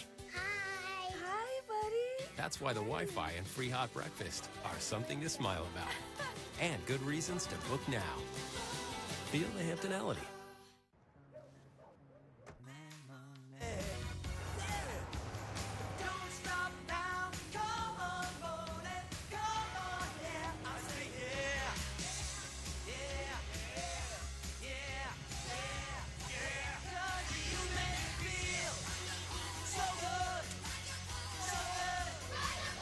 Sentra with Bose Audio and Nissan Connect technology. Spread your joy. Nissan. Innovation that excites.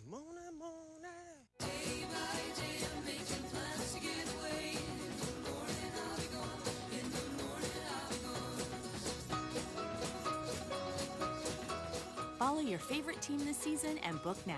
Feel the Hamptonality. The Fantasy Sports Hall of Fame presents former accountant Derek Bradley. DraftKings one-day fantasy football took him from a guy with holes in his underpants to a guy with bikini models in them. How do they do it? DraftKings.com. They have one-day games, so you're not locked in. It's like a new season every time you play. And best of all, you could win a shipload of money. Use promo code TALENT to play and get free entry in the Millionaire Maker event this Sunday. Winner gets $1 million. With so many online degree options, we wanted to know why our students chose Southern New Hampshire University. It is such quality education for the price. And I love that it was an actual campus. When I made that first phone call, they made it so easy. I like that it was a nonprofit school and there was a huge focus on education. It's not about furthering themselves, it's about furthering me, and I wanted to be a part of that. Fund your online graduate or undergraduate program today and see yourself succeed at snhu.edu. ESPN College Football Primetime is presented by Hampton Hotels. Feel the Hamptonality. And in part by Nissan, premier partner of the Heisman Trophy. Legendary Pat Summitt, all those banners for the Tennessee women's basketball team. Ranked number 4 in action last night, beating Winthrop big to go to 3-0. Big plays have been a problem for this Missouri offense all season long. A 73-yard catch and run by Jimmy Hunt is the Tigers' longest play all year in his first 100-yard receiving game. Finally, Mock able to create something and stretch that defense, taking advantage of the coverage you talked about. Yep, one-on-one coverage. We'll give you a good look at it and how he was able to open up. Third down and long, 3rd and 8, and Tennessee decides to go man-to-man across the board right here. The touchdown ends up going right here, and he's just going to go out and up. One-on-one. Mock does a good job of keeping the safety in the middle, off to the right, and then this is where the defender loses the football. There's nobody behind him to help out. There's no safety support. You can see right there that Coleman is lost, And eventually, Hunt uses his size and power to walk away. Watch how Matty Mock uses the eyes, looks to the right, comes back to the left. He knew he was going there all along, but he kept the free safety away from where Jimmy Hunt was just by using his shoulders and his eyes. Great execution there by Missouri. There's a first down throw, low, gathered by Howard, and suddenly Tennessee is in a 10-point hole here. Heather? Chris, it's been interesting to watch young Tennessee quarterback Josh Dobbs after back-to-back turnovers. He was quiet and contained, sitting on the edge of the bench. Got a lot of verbal and physical support from his offensive coaches on the sideline. No communication with veteran injured quarterback Justin Worley, who was just a few seats away from him. Well, Dobbs had the fumble, then he threw the ball off the hands of Josh Malone, the pick made by Dennis. That's the last two possessions, and now still 10 minutes to play, Kirk, but you just feel suddenly there's urgency for the Big Orange offense to do something dramatic here. Well, they need to get things going, and now they're going to put Josh Dobbs in an area where he's in obvious passing situations. This is where Justin Worley is built for this kind of situation, and the Tennessee offense would be a different feel, but with Dobbs, it's a completely different style. Remember, they did come back and beat South Carolina when they were down big late, too. Tigers once again twisting in the pass rush. Dobbs gets it away, incomplete. Again, right to Howard, but well defended by Gibson, and it's fourth down. Yeah, how about that throw right there? Talking about Josh Dobbs, he shows patience. This defensive line's been all over him the entire game. He steps back into the pocket, puts that ball right on the money to his best receiver. Pig Howard tries to hold on to the football, but also let's give Missouri and their defense some credit there. John Gibson fighting with that receiver, Pig Howard, all the way through it to the end to get that ball away from Howard. So the balls, after giving up the touchdown reception, a quick 3 and out. Murphy just lets it bounce. It'll be down at the 34-yard line. Double-digit lead for Mizzou on the road.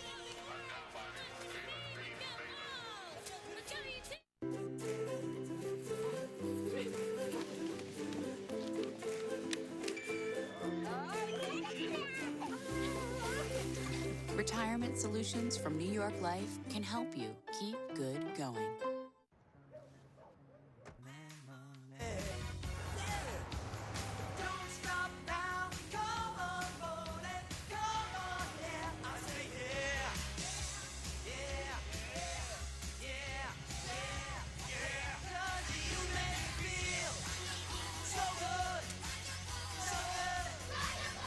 Sentra with Bose Audio and Nissan Connect technology. Spread your joy.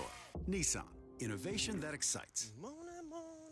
For more than 60 years, Wrangler has been making the toughest, most comfortable jeans you'll ever wear. Wrangler 5-star premium denim jeans are built with a U-shaped construction. They don't cut into you like jeans with a V pattern. Wrangler. Real comfortable jeans. Everybody's getting together at IHOP. We're serving holiday hotcakes. New this year, caramel bonbon and classic holiday meals at prices that'll keep you in the spirit. And for dessert, our Belgian chocolate mousse crepe. For great value, share the holidays at IHOP. It's Sunday, your day to unplug. With CenturyLink as your technology partner, our visionary cloud infrastructure and dedicated support free you to focus on what matters. CenturyLink, your link to what's next. This is the dawning of a new era. Maybe one of the most revealing top 25s we've seen this year. Anybody can lose to anybody on a week-to-week basis. It's on the committee to look at the entire body of work. Forget the metrics, just who's a better team? Who have you beaten? That's what I want to see. There are all kinds of crazy things that could happen. There's a lot of big games coming up. It's going to be chaos by the time we get to December. College Football Playoff Top 25 Ranking Show, Tuesdays at 7 on ESPN. Presented by Chick-fil-A. Knicks, Mavs, Wednesday at 7:30 on ESPN. Tomorrow morning, 10 a.m. Eastern, Sunday NFL Countdown, presented by Snickers. Chris and the sizable cast will break everything down, counting right down to kickoff. The Watch ESPN app also has it. So the Tennessee defense needing to step up. Missouri would love to chew on some clock, protect this 10-point lead, take a step closer to winning another SEC East crown.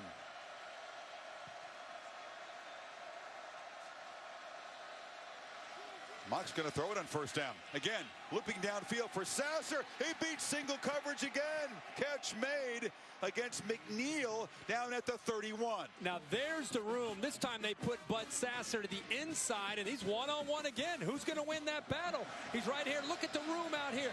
Look at all this room out here to the outside. That's exactly what Sasser does a better job of, is staying on his route and gives the quarterback a little bit of room. How about the play call here by Josh Henson?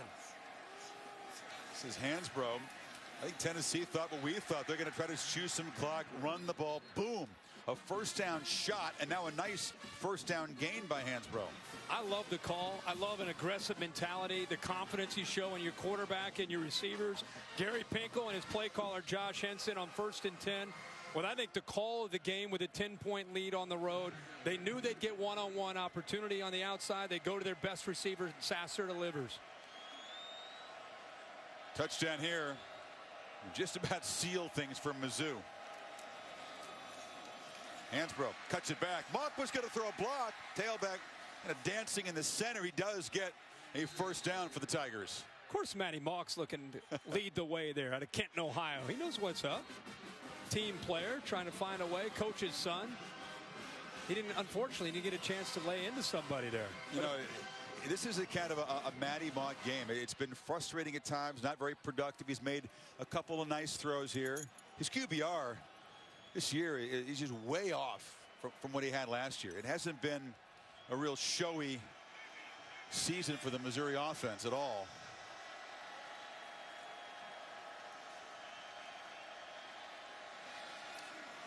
First down carry for Murphy.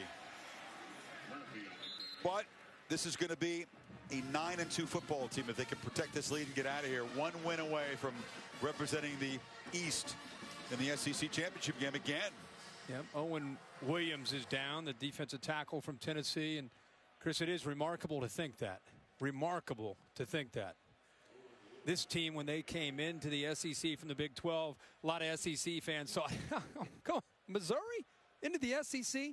Last year, a great team, got to Atlanta, lost to Auburn.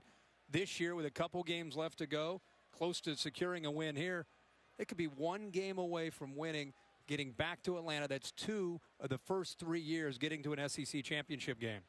Exactly. No one expected it. Missouri has picked about 4th this year.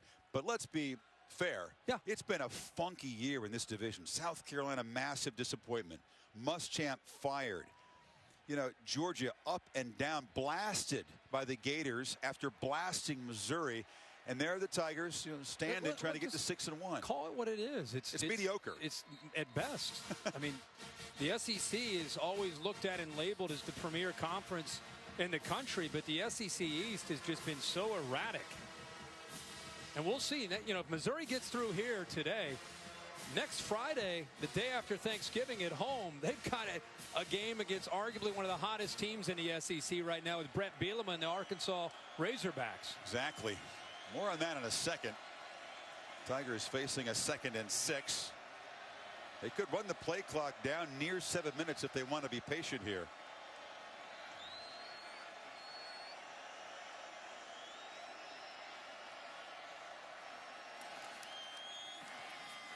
Murphy, not much room. He fights forward. They blew the whistle. Did his knee go down behind the line? They're going to mark it there. You know, the last regular season meeting between Missouri and Arkansas was in 1963. They did play in the Cotton Bowl New Year's Day 2008. But that's how long it's been. It's going to be a monster game because Arkansas, you're right, they got the mojo going, and Missouri can clinch the division on Friday. That's going to be a great game to watch. You can see the coaches over there, that Matty Mock and his receivers and running backs will look over, get the confirmation, get the call as they work that play clock down here on this 3rd down. Mock, pump fake, throws to the end zone. Sasser, jump ball. Touchdown, Missouri.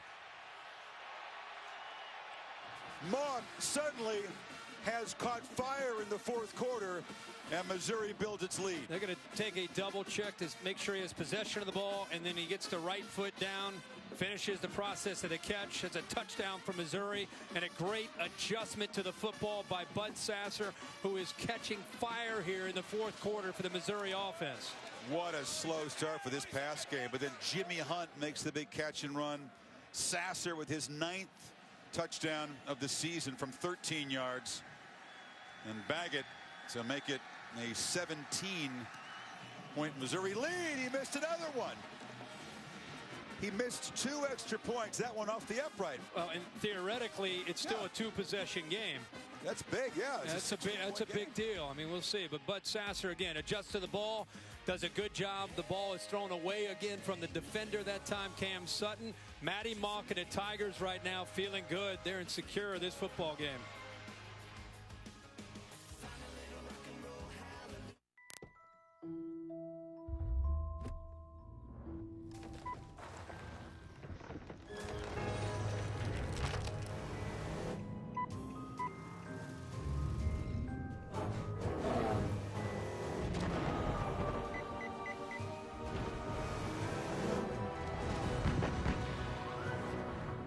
Nissan Rogue with Safety Shield technologies. The only thing left to fear is your imagination. Nissan, innovation that excites.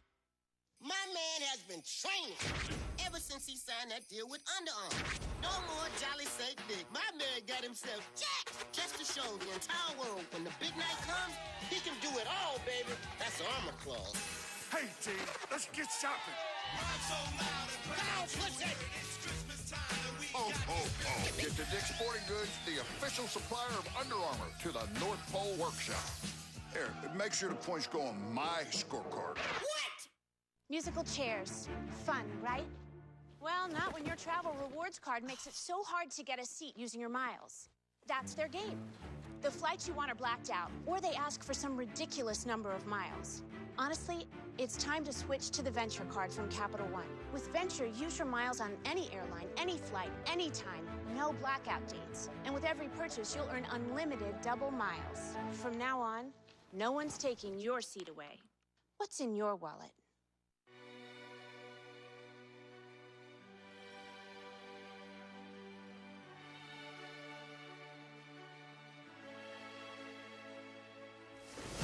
They say back in the day, professional athletes didn't play for the money, nor did they play for fame.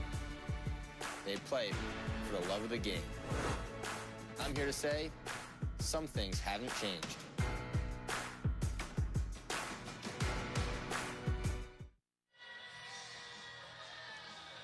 Tigers missed the PAT again. The lead is 16 with 6:22 to play. They started slowly with the passing game, but a couple of fourth quarter touchdowns for Maddie Mock. Nice celebration with his center, Evan Boehm, after that last score.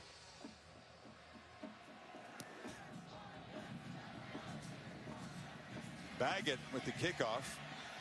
Evan Berry trying to spark his team, and a long return in the first half, but knocked down at the 21, Kirk.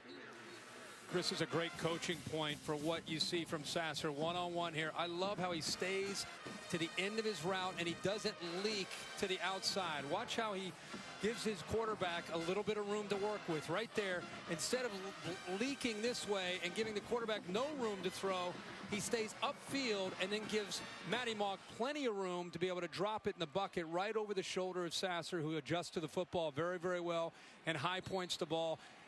These last 2 or 3 possessions, the Tennessee corners in man-to-man coverage have gotten beaten. It's really what has cost him this game in the second half. So still down 16. Peg Howard makes a man miss, gets out across the 40. Now the postscript, Kirk, was that the Baggett hadn't missed a PAT all season. He's missed 2 tonight. So as you said, it's still a 2-score game. It sure is. Yeah. I mean, now you're Dobbs, and you're thinking about just a quick score. And Tennessee fans are thinking about that South Carolina game where they scored a couple touchdowns late to come back to beat the Gamecocks. There's a whistle. I didn't see a flag initially. It looked like there was movement on the left side of the line before the snap. Finally, the flag came out. Prior to the snap, false start. Offense number 9. 5-yard penalty. Repeat first down. Yeah, Von Pearson getting an early jump. It's been that kind of night for the Vols with some mistakes. This is not the time they can afford to have that. Not just the mistakes, but Chris, an offensive penalty. The clock continues to work against Tennessee.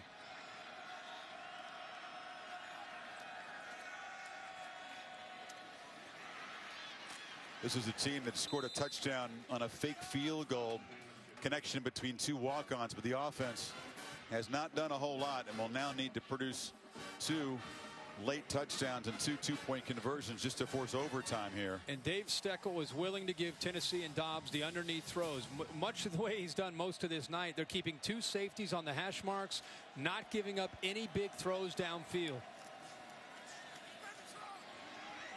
Dobbs flushed and throws over the head of his receiver. Not a whole lot of believers on Rocky Top tonight, as much of the crowd is heading out thinking that this is beyond Tennessee's capacity to tie this game up. And boy, what a luxury again that Missouri has when you can keep 2 safeties back to prevent the deep ball, as unlike Tennessee, who's playing man without any safeties back, but they still can get the pass rush with their front 4 and keeping 2 safeties back. It's a heck of a combination. It sure is. Vols are 3 of 12 on 3rd down. Need 7 here. Dobbs extending the play. Takes off. Trying to stay alive. Fighting the best he can. It's a very short gain. It'll be 4th down and about 5. The game's on the line, and you've got receivers right here that have to look back and find that their quarterback is struggling, right? He's struggling to find, he needs help. He starts to scramble. Watch the effort right here to try to get away from the defender, to try to help your quarterback out who's scrambling for his life. Just kind of standing there. Now they're going for it on 4th and 5. A slant caught. Howard hammered immediately. It's a 1st down at the 48. Tennessee keeping hopes alive here. Approaching 4 minutes to play. Got to pick it up, though, the tempo.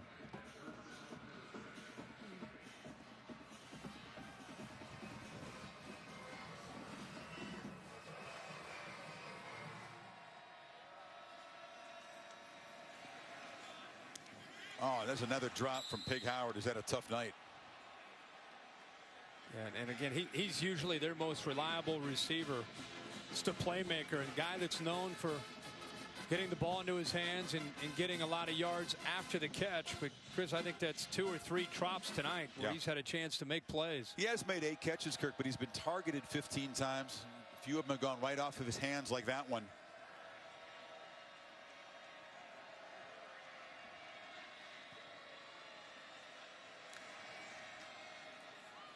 Dobbs, another throw in the flat.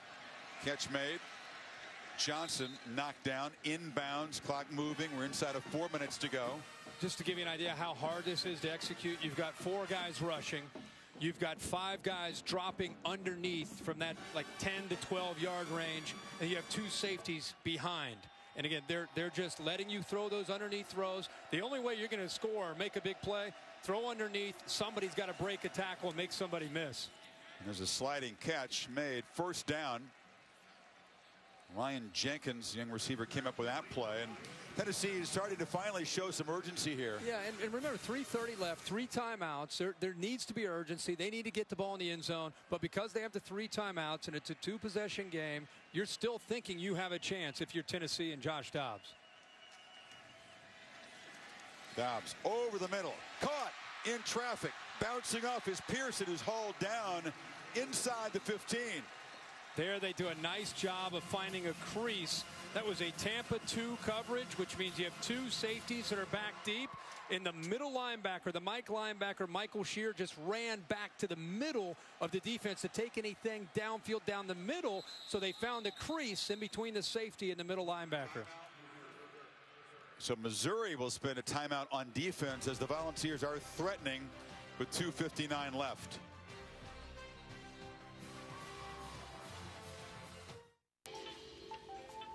So, dude, what is this you're listening to? You need to pump up some jams. I mean, come on, it's Friday. People want to dance.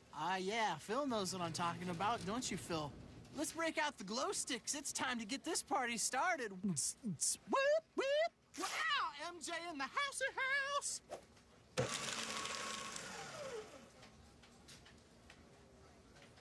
Thanks, man. Sure. Now all Hanes underwear is tagless. Go tagless. Black Friday savings start right now. So let's open the door to low prices. Yeah, wide open. Let's hurry and save on appliances here and here, from top to bottom. Shop the biggest names and the season's best savings. Let's open up new possibilities with Black Friday prices. That's how to holiday. Let's do this. More saving, more doing. That's the power of the Home Depot.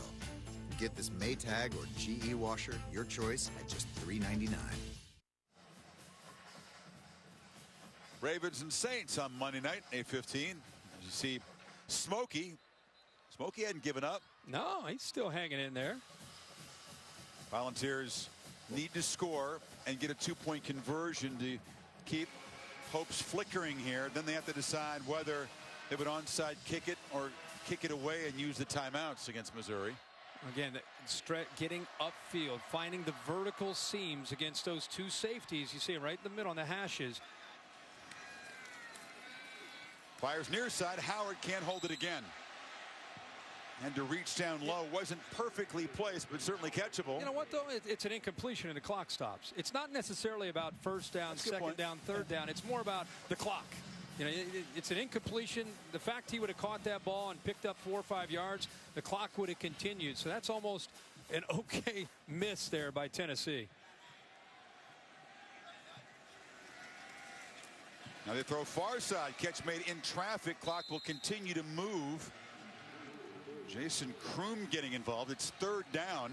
With Marquez North out, Kroom down in this area with his size at 6'5", 243. He's got to be able to be a factor. He's up by himself right now at the top of the screen.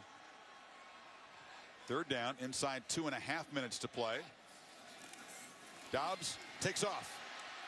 Makes the first down, leaning, but stops short of the goal line. First and goal. And the clock stops again with that first down. Dobbs again. He understands the importance of tempo here. 2:20, still hold on to those 3 timeouts. Dobbs slips down, and now we'll see if Tennessee they got continues to play fast or spends a timeout. Well, they got to hold on to those timeouts, so if they do make their 2-point conversion, they want Missouri, who's going to run 3 straight times, save all 3 of those timeouts to get the ball back. They don't want to use a timeout here while they're trying to get this first touchdown. Now Butch Jones jumps out there and calls a timeout, and he's frustrated. Well, the slip by Dobbs very costly on that previous play. I think you have a decision to make. Look, if you get in the end zone and get the 2-point play, you're still in the game, and the decision would be then, would you try an onside kick and save your timeouts for methodically moving down the field? Ideally, you score there, and and again, Josh Dobbs has only played 3 games this year, but ideally he takes that ball down to the half-yard line, picks up the first down, the clock stops. You still have 3 timeouts. Ideally, either hand it off to Hurd and he gets in, or you run it yourself in and you get in. But the point is, you save the 3 timeouts, because if they get the 2-point conversion, it's a 1-possession game and you're down 8. Missouri gets the ball back.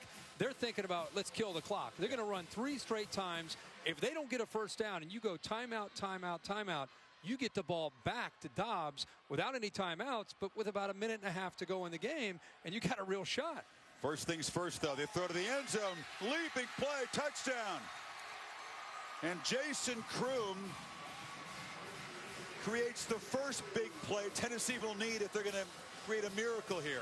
And there's Kroom, 6'5". We just said he was up at the top of the screen. Throw the fade, used his size. He goes up and over Gibson, who they put in there because of his size at 6 feet. But no, he cannot stay with Kroom. And now it's the 2-point conversion. Probably going to see motion here from Pig Howard. Bring him in motion. That's what you always typically see in the 2-point plays. Well, they move the tight end first. Volunteers desperately need this one. That touchdown wouldn't mean that much. Dobbs rolling, a run pass option, decides to take off airborne. Did he get there? Yes!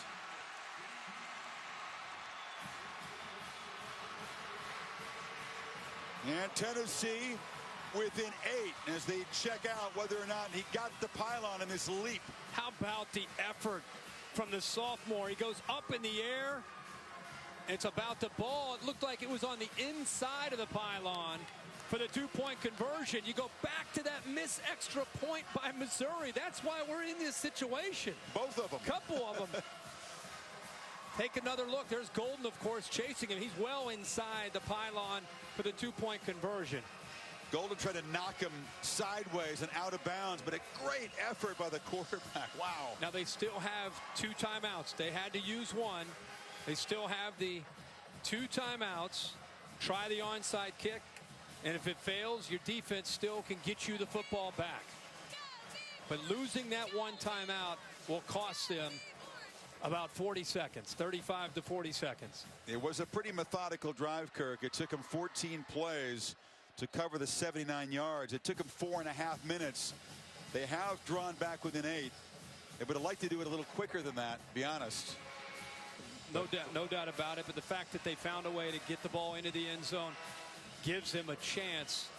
At this point, we'll see if they can recover the onside kick and get the ball back, or if their defense is going to have to try to make a few plays to get the ball back to the offense. Tennessee has tried a couple of onside kicks this year. They have not recovered one. You spent all these hours, endless hours, practicing this, trying to get the timing right on the kick and the coverage. They get the bounce. It was touched perhaps by a Missouri player. It didn't go 10 yards, but Tennessee's got it. A flag is down. Were they offsides, though? Yes, they were offsides before the play even had a chance to get started. But a Missouri player touched the ball without a doubt, but it will not matter. Jimmy Hunt, it looked like number 88, dove for the football, but Tennessee is offsides. You're coached to go after the ball, to not let it wait to come to you, but you got to be careful if you're a Missouri player in that situation. Well, it was a tricky hop. It was a really good kick.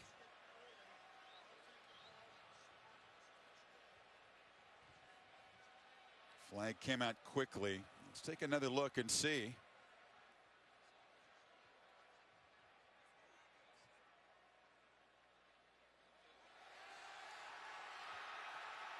I'm showing the replay in the stadium here, and the focus is on whether or not the ball was touched.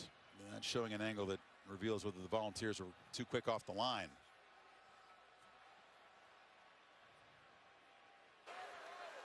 Ruling on the field, the ball was illegal touch at this spot. Therefore, it'll be Missouri's ball at this yard line. Let's see at the bottom here. See if any Tennessee defender or either specialists are offsides. See, the flag's already out. I mean, the flag was out. Where's the illegal touch? The flag is out before anybody touched the ball. And the Missouri. Well, I think Missouri the call, player touched it first. Bill, that's a very confusing call. What you heard from the official there. Can you explain that? All right, what we've got is the offsides first. But then the possibility here that ball was touched by Missouri. If Missouri touched it, then it's a free ball for the recovery. Yeah. So replay will look at it to see if they have indisputable video evidence. Ruling on the field is under review. Well, I think it's clear that Missouri, Jimmy Hunt touched it. I think it's a Bill. What if was Tennessee? They didn't say anything about Tennessee being offsides. Jimmy Hunt touches the ball right there. It's a free ball at this point. Absolutely, and Tennessee can recover it. Now, if they recover it immediately, I want to ask Bill, if they recover it immediately, is it a Tennessee football? All right, now what we got, though, is if they have an offside penalty, which is the only thing I can think the flag is for. But can you review that? No, but they won't review offside. But what they'll review is if it was touched or not. Then they're going to have to go back and re-kick with the 5-yard penalty. Why do you have to re-kick? Because if the kickers were offside, they're not entitled to recover the football. But you can't review if you're offsides, right? They won't review that. They'll review the touching of the play. But if Missouri touched it, what's to review? It's a good point on that part. But if they didn't touch it, then Missouri's going to get the ball. Well, they clearly, to me, I don't disagree. Jimmy Hunt touched the ball. It. Now, was there an offside call made? They're not being very clear about that. They didn't say it. They said illegal touch. You can't review an offsides on any play. There's Jimmy Hunt touches the ball. The first Tennessee defender or player misses it, and then the receiver, Von Pearson, gets it. You watch the ball move right off his thigh pad. Now the ball's free. And then Tennessee immediately recovers, which is always important on replay. This is going to be an interesting call. I don't know if we can get the high shot again to see about the offside. After review, the Missouri player touched the kick. Sure, yeah, sure did. So, offside on the kicking team. 5-yard penalty. Repeat the kick. So there was an offside flag thrown. Which is what we thought initially, but that was not the call. The call was illegal touch. Exactly. I think what Matt Austin did on that was he assumed probably they were going to decline the penalty for the offside and just take the touching. Okay. And because of the reversal, because of Missouri touching the ball, they're going to go back and do the offside. Okay. Because with the live eye, it looked like Tennessee was offsides. That was initially the call. Flag came out before anybody touched the ball. Absolutely. But they weren't very clear in the initial indication, that's for sure. So they try it again. A high bounce. This time Tennessee touches the ball. Did it go 10 yards? And another scrum. Justin Coleman was there for the Volunteers, waiting for the ball to cover the distance, and I don't think it did. Chris, the ball is kicked at the 30-yard line. It goes up in the air. The player is standing at about the 40-yard line, Justin Coleman. I'd love to bring Bill in on this, too. Got to cover 10 yards, obviously, and I don't – they're scrumming at about the 39, Kirk. If you're right again. The ball has to go 10 yards. Okay. They're going to look at again over the Tennessee recovery for touching. But now they're going to have to see who first touched the ball and where they touched it. Right now, the indication is Tennessee's got the ball down 8. There's no flag on the field, though, Chris. They can still review whether the ball was touched, though. There's no flag for illegal touching. It's just a violation.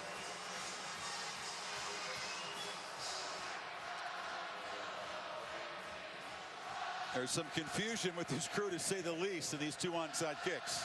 I had my eye on Justin Coleman, who was standing right at the 10-yard mark. He's right at the 40, number 27. He's almost waiting as if he's waiting for a punt. Watch number 27, Coleman. He's waiting right there. Yeah, it didn't go 10 yards. Ball did not go 10 yards. Yeah, it did not go 10 yards. Yeah, his feet were at 10 yards, but the ball went about 9 to 9.5. The kick was recovered by Tennessee. However, we have illegal touching by Tennessee before the ball went 10 yards. Therefore, the ball will belong to Missouri at that spot. First down. Now they're playing Rocky Top. The crowd was going crazy, but yeah, that never got 10 yards. But we're still in a ball game here with Tennessee with 2 timeouts, minute 51. Now with Butch Jones, it's a matter of, does he call 2 quick timeouts and let the clock run on 3rd down, or does he let it go on 1st and 10? They've challenged it, so they're going to gamble with the timeout here and hope that the call was incorrect. He just called a timeout? To challenge it. Oh, my gosh. He's not going to like what he sees. Oh, my gosh. Cannot believe. His feet are across the 40, but the ball is touched before it gets there. That ball is about 9.5 yards. I'm very, very surprised with the use of timeouts here at the end of their last offensive possession when they didn't necessarily have to use one. They called a timeout, and I know it led to a touchdown, but this is about time. After review, the ball was touched by Tennessee number 27 prior to the ball going 10 yards. Ruling on the field is confirmed. First down, Missouri. But does this call cost him a timeout? It does cost him a timeout. Yeah, it's going to lead with one. coach's challenge. What they were probably fortunate was they weren't called for blocking early before they were eligible to touch the ball. Well, so you're down to 1 timeout now, and really Missouri now is going to milk the clock, work the clock down. You said it, Kirk. There's a massive difference. Just do the math here between having 2 timeouts or 1 timeout with a minute 51, or possibly even 3. Yeah. 3 timeouts, you're almost assured of getting the football back. Even with 2 timeouts, you're assured of getting the football back with 3 straight runs from Missouri, assuming the defense steps up. Hansbrough wraps 2 hands around the ball and picks up 5. This will get it down to close to about a minute 03. Not spending a timeout here. No. He's going to have to save it for the third down play if they get him to a third down. Well, it was a little goofy and interesting with as the clock will now stop. A Tennessee defensive player is down. It's Jordan Williams who's been plugging away all night.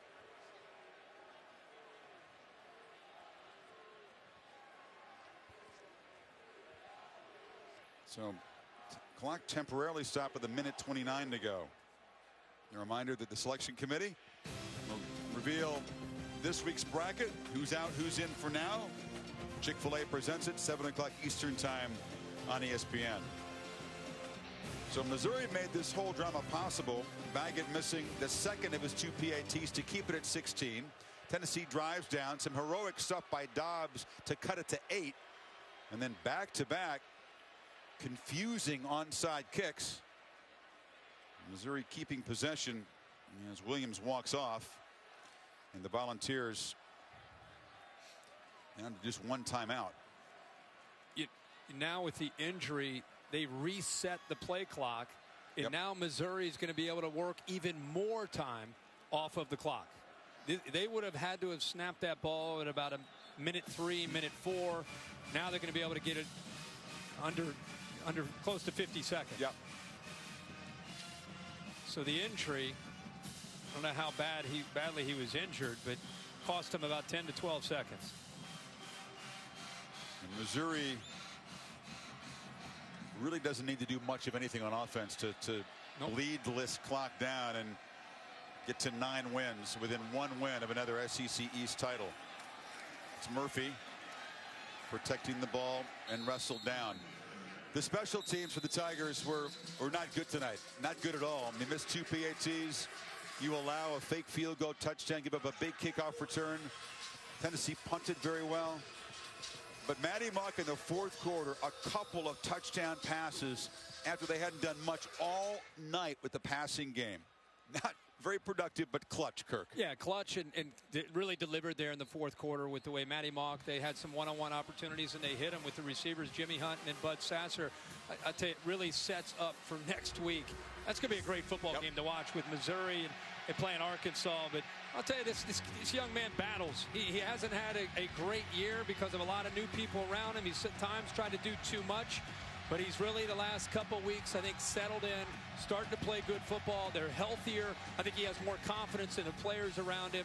And I think this is the kind of offense they envision in Columbia. But it sets up, if they get through this one, it sets up a showdown the day after Thanksgiving against a red-hot Arkansas team. A great one to watch. Missouri trying to run the road winning streak to 10. The November winning streak to 7. They've got a 3rd down play here. Offense, 12 players in the formation. 5-yard penalty, still 3rd down. Not much about it. It's been pretty. It's the 12th penalty. And it'll move him back, but it's clearly about the down and the clock at this point. It's just the personality of this Missouri team. They've won games like this. Yep. There's no ugly wins on the road in the SEC. That's for sure. Tennessee out of timeouts. Murphy again picks his way. A 1st down would have ended it right there. As it is, he's knocked down 2 yards short. That's it. They don't have to snap another ball. So they burned a timeout on offense before scoring the touchdown, and then burned one on the coach's challenge. Very, very costly. That's congratulations to Gary Pinkel in Missouri. The last couple weeks, they've been on the road, some tough environments. They've been able to find ways to win games. Cannot say it enough. SEC fans around really the entire region. When Missouri and A&M came into the SEC, and I think most especially Missouri, there weren't a whole lot of SEC fans that respected Missouri coming in from the Big 12. And how about that? They're 1 win away from going to back-to-back trips to Atlanta in the SEC championship game. Good for them. Well done here by the Tigers on the road, but it will be tough at home against Arkansas on Friday. No doubt. The red-hot Razorbacks, all that stand in Mizzou's way from going back to Atlanta. 29-21, a couple of 4th quarter touchdown passes by Mock, the decisive points. For Kirk and Heather, this is Chris Fowler saying good night from Knoxville, where the Tigers win a crucial game. Coming up right now is SportsCenter.